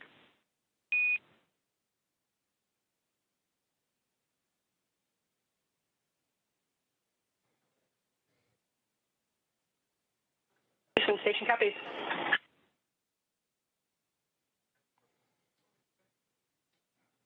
And that's the teams here on the ground assisting the astronauts on board the station with those hatch opening procedures. As again, that zenith hatchway we were just mentioning before the comms opened to the right that allowed Nicole Ayers and team to pass through. And that docking cross that was just removed will be inserted into its own bag. And there is NASA astronaut Ann McLean to join Ayers in the hatchway and continue on with those procedures as they now look to cover up the A-Pass hatch, which was just opened a few moments ago, to provide an extra layer of safety and protection for astronauts passing through.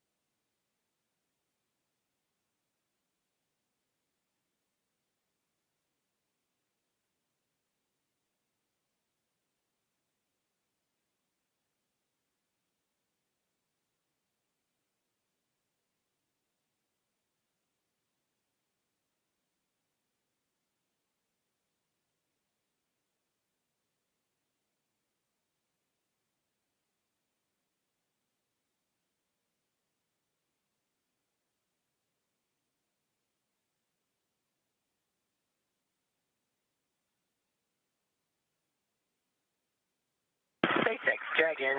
Suit drying is complete.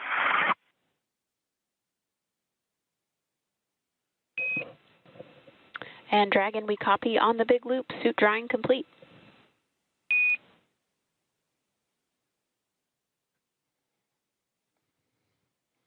Good insight there from the Axiom Mission 4 perspective of their procedures that they are currently going through in anticipation of hatch opening, and welcome remarks as they make their way into the International Space Station after connecting and docking to the International Space Station about an hour and a half ago. 5:31 a.m. Central, 6:31 a.m. Eastern. They went through their procedures, inventory, and stowage, and the doffing of their suits that they wore from launch yesterday morning from Cape Canaveral, Florida, at NASA's Kennedy Space Center, and then during the dynamic portions of operations, and are now settling into their flight suits that they will bring in and wear as they cruise into the International Space Station. And that's the view we see from the orbiting laboratory. Is NASA astronaut Anne McClain and Nicole Ayers working through their procedures for hatch opening. The APAS hatch is open after successful vestibule pressurization and checks. They are now covering up that APAS hatch. SpaceX Dragon in step 5 of 2.102. We're waiting your go for hatch open. Dragon, SpaceX copies on the big loop. You are standing by for hatch opening. We are waiting for hardline connections to be complete. I'll call back with a go. Okay, thanks. Sorry to rush you.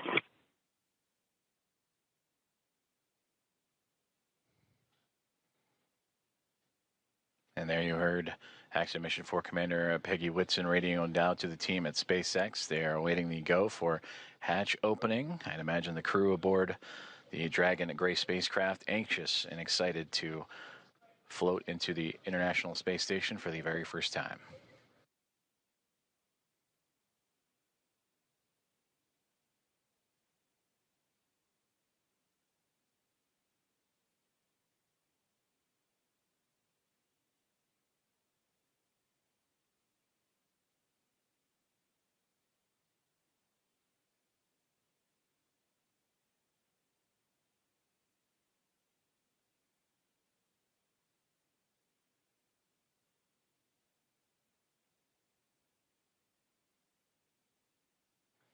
And you just saw that orange ductwork or hose-like piece of equipment that Anne McClain and Nicole Ayers were just operating with. That's a part of helping mix the air between the International Space Station and the Dragon spacecraft.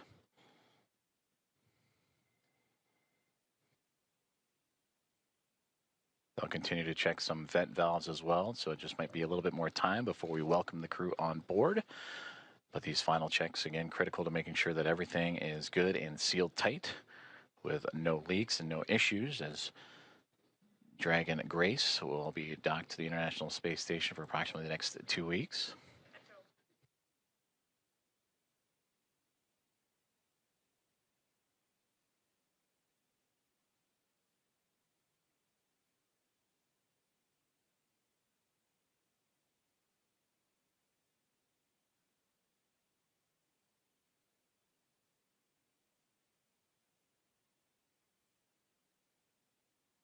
Houston, SpaceX station is ready for Dragon hatch equalization.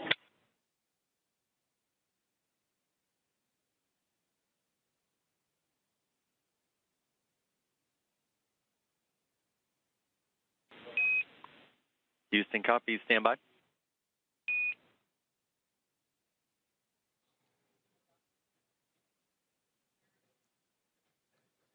Another step in those hatch opening procedures is Nicole Ayers just radioed down for the SpaceX Dragon hatch pressurization and equalization.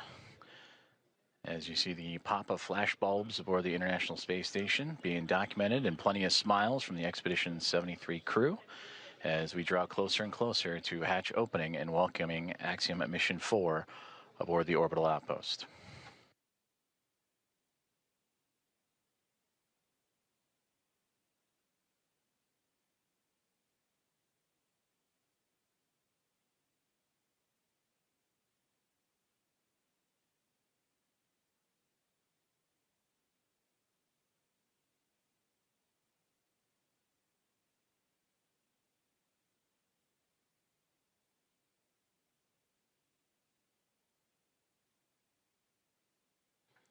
Meanwhile, here on the ground inside NASA's Mission Control, the International Space Station Flight Control Room, anticipation also building up as the room starting to fill with NASA leadership, as well as the Athena flight team continuing to work through the hatch opening procedures. Flight Director Allison Bollinger closely monitoring every step of the way as Nicole Ayres is continuing to work through each checkpoint on her list. That's what you saw on the little tablet that she was referring to, making sure every step is covered as she has now floated back into the pressurized mating adapter across the APAS hatch. Station Houston on the big loop. We're still working some ground config actions before we're ready for equalization. In the meantime, can we get confirmation that the standoff cross went into the standoff cross bag? We were unable to tell from the video. It was in there when you guys called. Thanks. Copy, thanks.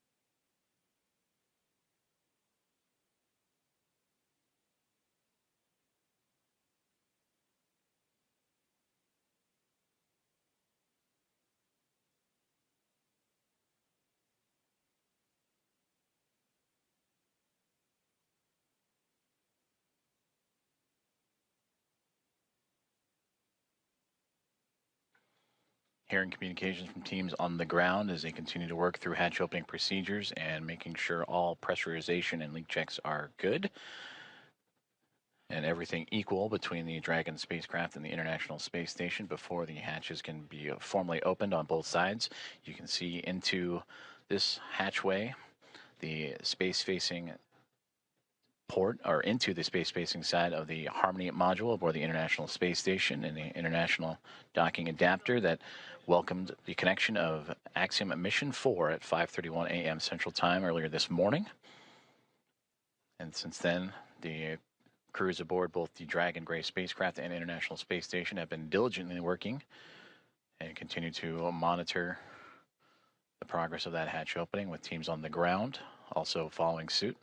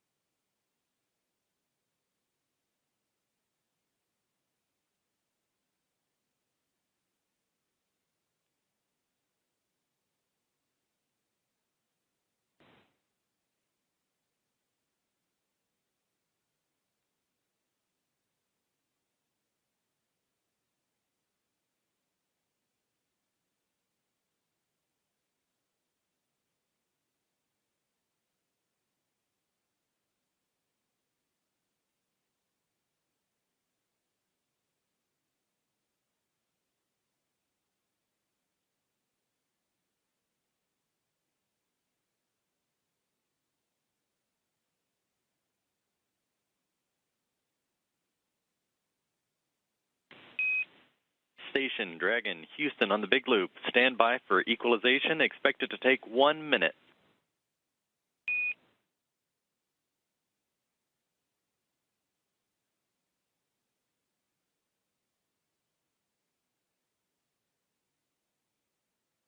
Station copies 1 minute. Dragon copies 1 minute.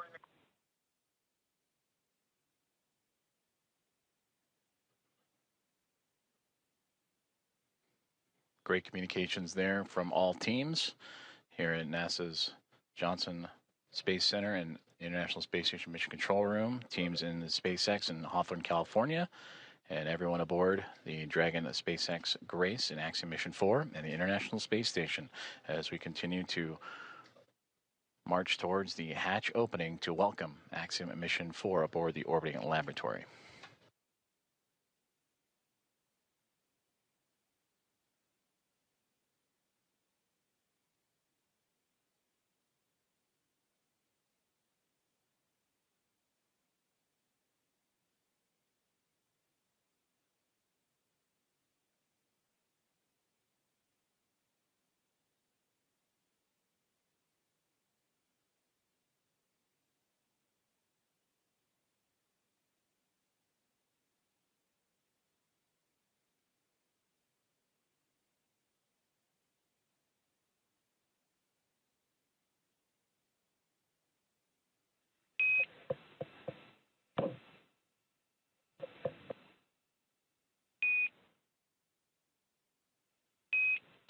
Dragon SpaceX, on the big loop, you are go for hatch opening per the decal, followed by the remaining actions in procedure 4.400, section 6.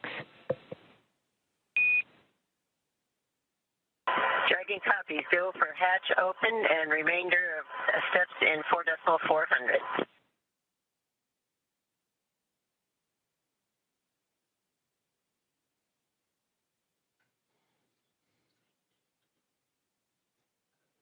We are go for hatch opening is what you have just heard. And if you are just now joining us, you are tuned into live coverage of the arrival of Axiom Mission 4, the International Space Station.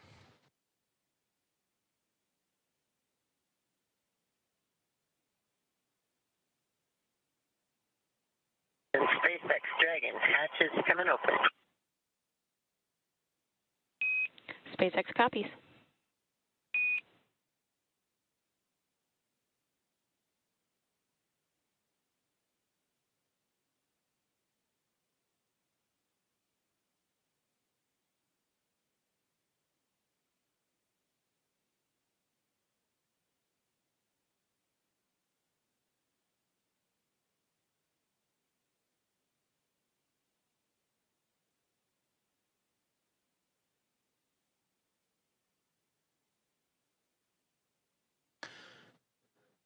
Expedition 73 crew anxiously awaiting as we just received the go for hatch opening to welcome Axiom Mission 4 into the International Space Station. There you see Ann McLean in the foreground working on the tablet, alongside with Johnny Kim on the far right-hand side, NASA astronaut, and then Roscosmos cosmonaut Kirill Peskov next to him, with Alexei Zubritsky and Sergei Ryzhikov, also of Roscosmos, in that mix. And right there in the middle, almost standing, if you will, from our perspective, is Expedition 73 Commander and JAXA astronaut Takuya Onishi.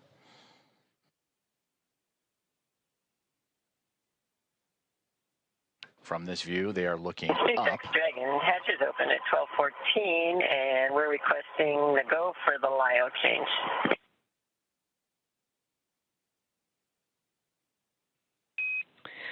Copy 12:14 Zulu hatch opening time, and you are go for LIO swap.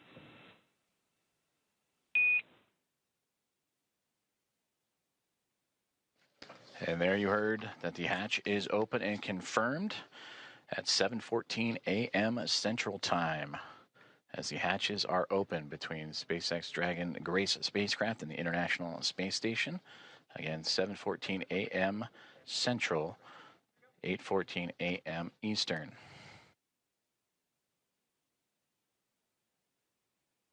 And you heard also the swaps of the LIO canisters. That's the lithium hydroxide cartridges that scrub the carbon dioxide inside of the Dragon spacecraft on the ride to the International Space Station.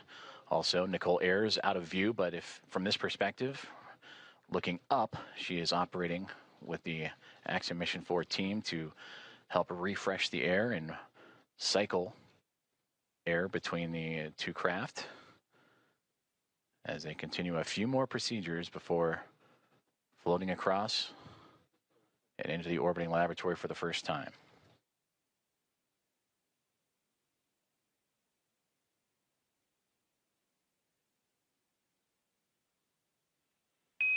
Dragon SpaceX on the big loop for LIO cartridge.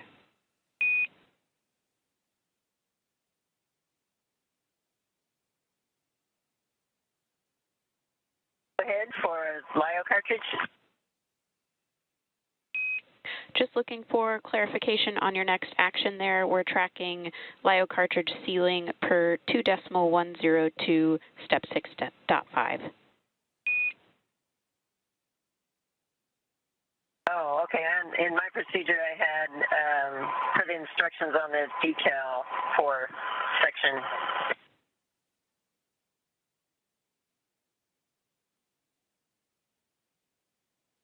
For section 4 of the instructions on the decal. And copy that, Peggy. We'll defer to the instructions in 2.102. Okay, that's where we are.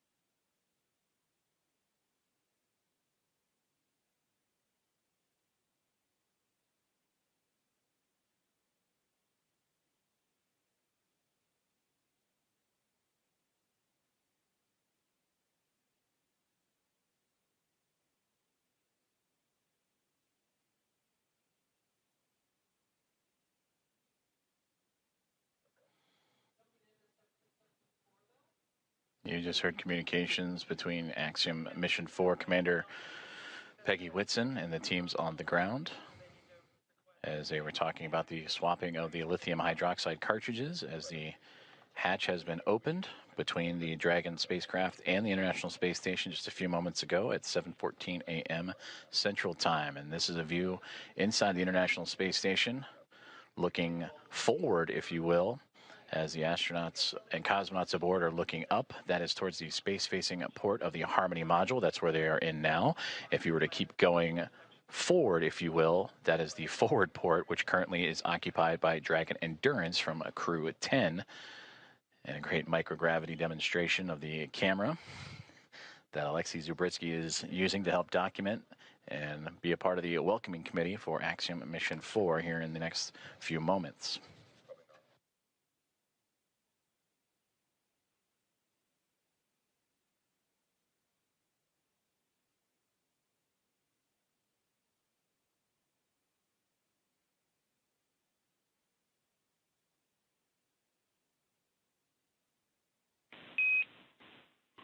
Dragon Houston on the big loop.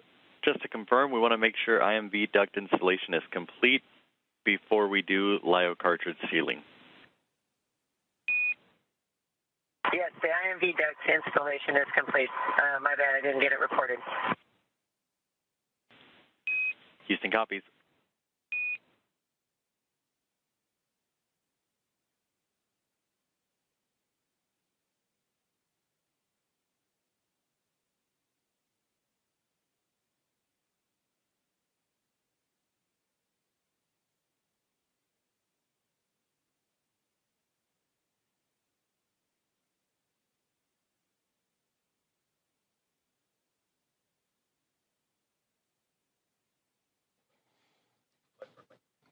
Now we switch views from pretty much the point of view of what the astronauts have been looking at. From what we have seen, they were looking up, and this is the shot up into that node to zenith hatchway of the Harmony module. That is Nicole Ayers, NASA astronaut, just on the other side of that APAS hatchway, working with the Axiom Mission 4 crew. You heard them talking about IMV ducting and LiO cartridges. That IMV ducting helps mix the air of the International Space Station environment with the air inside of Dragon. And then also looking to seal up some of those lithium hydroxide cartridges that are used to scrub carbon dioxide from the air in the spacecraft on their journey to the International Space Station. And that journey started yesterday morning, 1:31 a.m. Central Time, 2:31 a.m. Eastern, as they would launch on the SpaceX Dragon, newly named Grace spacecraft, on a Falcon 9 rocket from Launch Pad 39A at NASA's Kennedy Space Center, and would chase down the International Space Station earlier this morning at 5:31, nearly 2 hours ago. 5:31 a.m. Central, 6:31 a.m. Eastern, a little bit more of a day's transit. Houston and SpaceX Dragon arrival configuration is complete.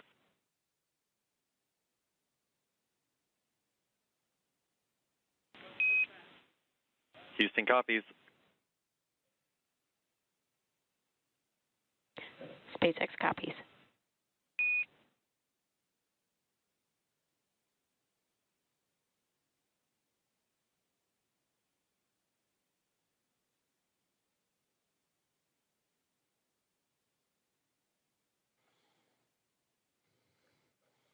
Continuing to target a welcome ceremony or welcome remarks in the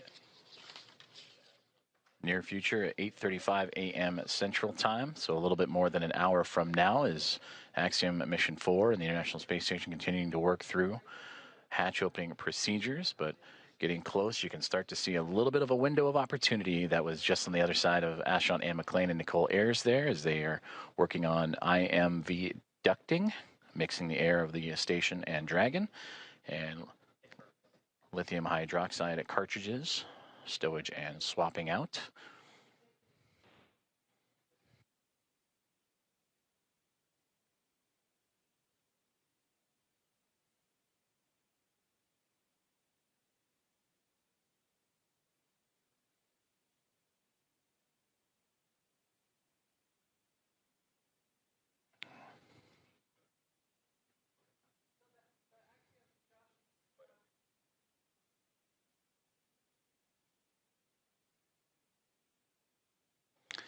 So Anne McLean and Nicole Ayers are starting to clear out the hatchway, and we are going to see the first views of Axiom Mission 4. Commander Peggy Whitson, the first one across the A-Pass hatch, receiving great big hugs from Nicole Ayers and the Expedition 73 crew. Axiom Mission 4, welcome aboard the International Space Station. Pilot Shubhanshu Shukla is the next one to come across, representing ISRO. It is his first space flight for Peggy Whitson, her return to the International Space Station on her 5th flight, second as a member of Axiom Space.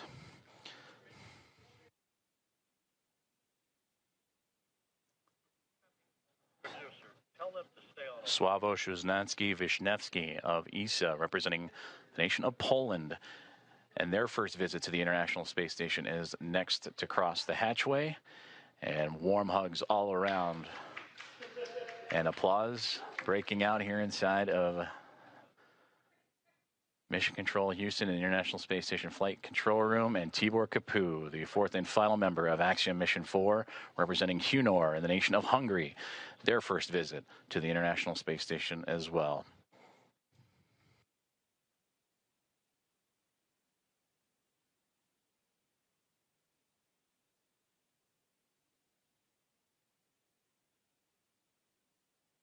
Great big hugs and handshakes across all members of Expedition 73 and Axiom Mission 4 is Anne McLean and Nicole Ayers of NASA, along with Johnny Kim, Kirill Peskov, Sergei Ryzhikov, and Alexei Zabritsky of Roscosmos, and Takuya Onishi, commander of Expedition 73 and of JAXA, with handshakes and hugs for Peggy Whitson, Shubhanshu Shukla, Sławosz Uznański-Wiśniewski, and Tibor Kapu. And with their arrival to the International Space Station, that now makes 288 visitors to the orbiting laboratory.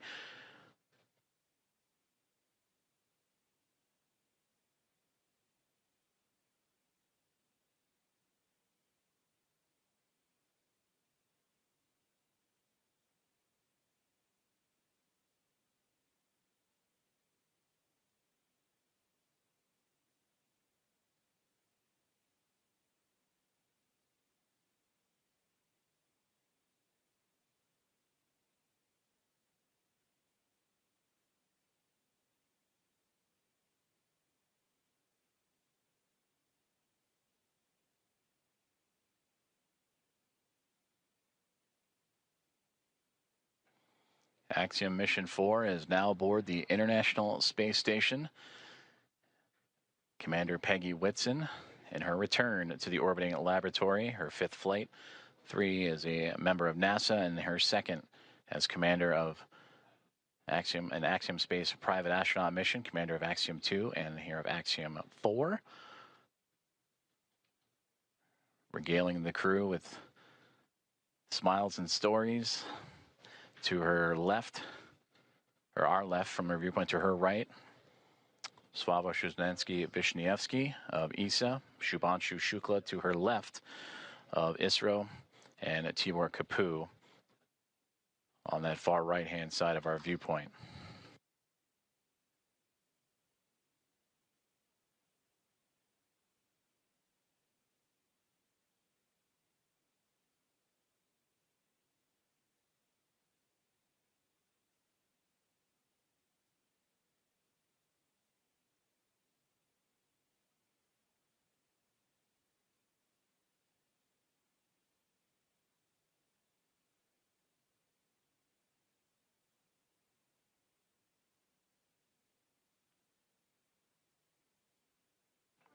The crew is safely aboard the International Space Station. Welcome again to Axiom Mission 4.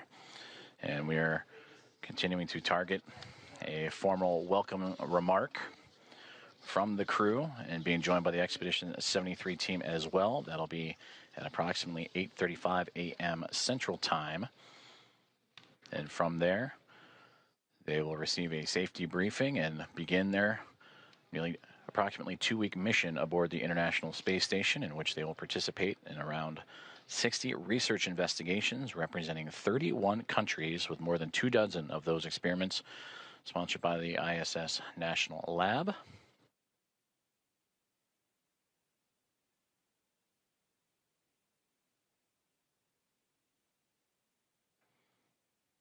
And there they all are, waving back at our coverage here inside of the International Space Station Flight Control Room. Station Houston on 2. Thanks for the wave. Great to see everybody.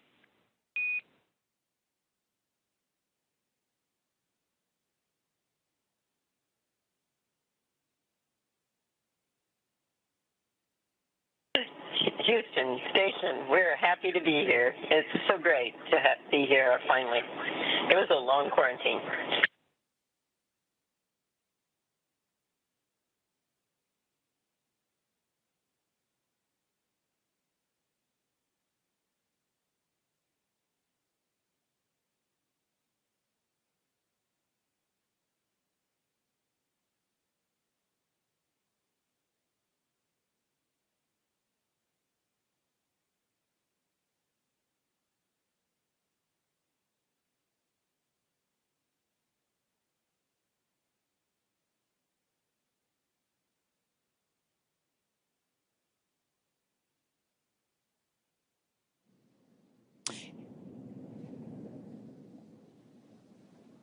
And with the crew now in the space station, we're going to wrap up our portion of the live joint coverage from Hawthorne.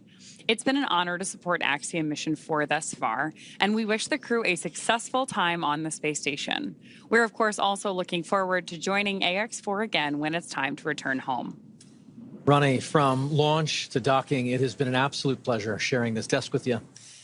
What has been years in the making for India, Poland, and Hungary is now well underway. Axiom Space and NASA's joint coverage will continue from here through to the welcome ceremony as Peggy, Shubhanshu, Sławosz, and Tibor start their 2 weeks aboard the orbiting laboratory.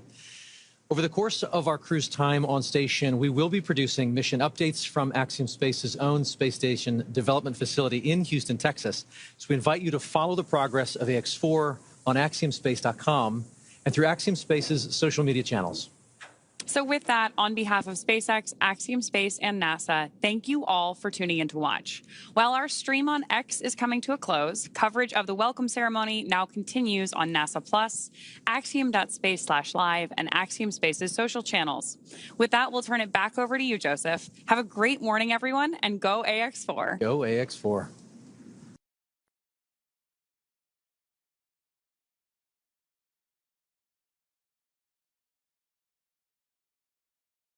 We continue on with our live coverage of the arrival of Axiom Mission 4 to the International Space Station, the fourth private astronaut mission to arrive to the orbital outpost and the first since January of 2024.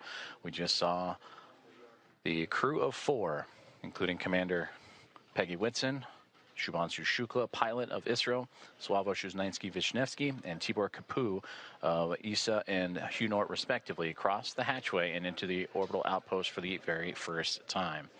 We're continuing to follow along as we'll wait for the formal welcoming remarks that are currently scheduled for roughly 8:35 a.m. Central Time, so a little bit more than an hour to go as the crew continues to settle in.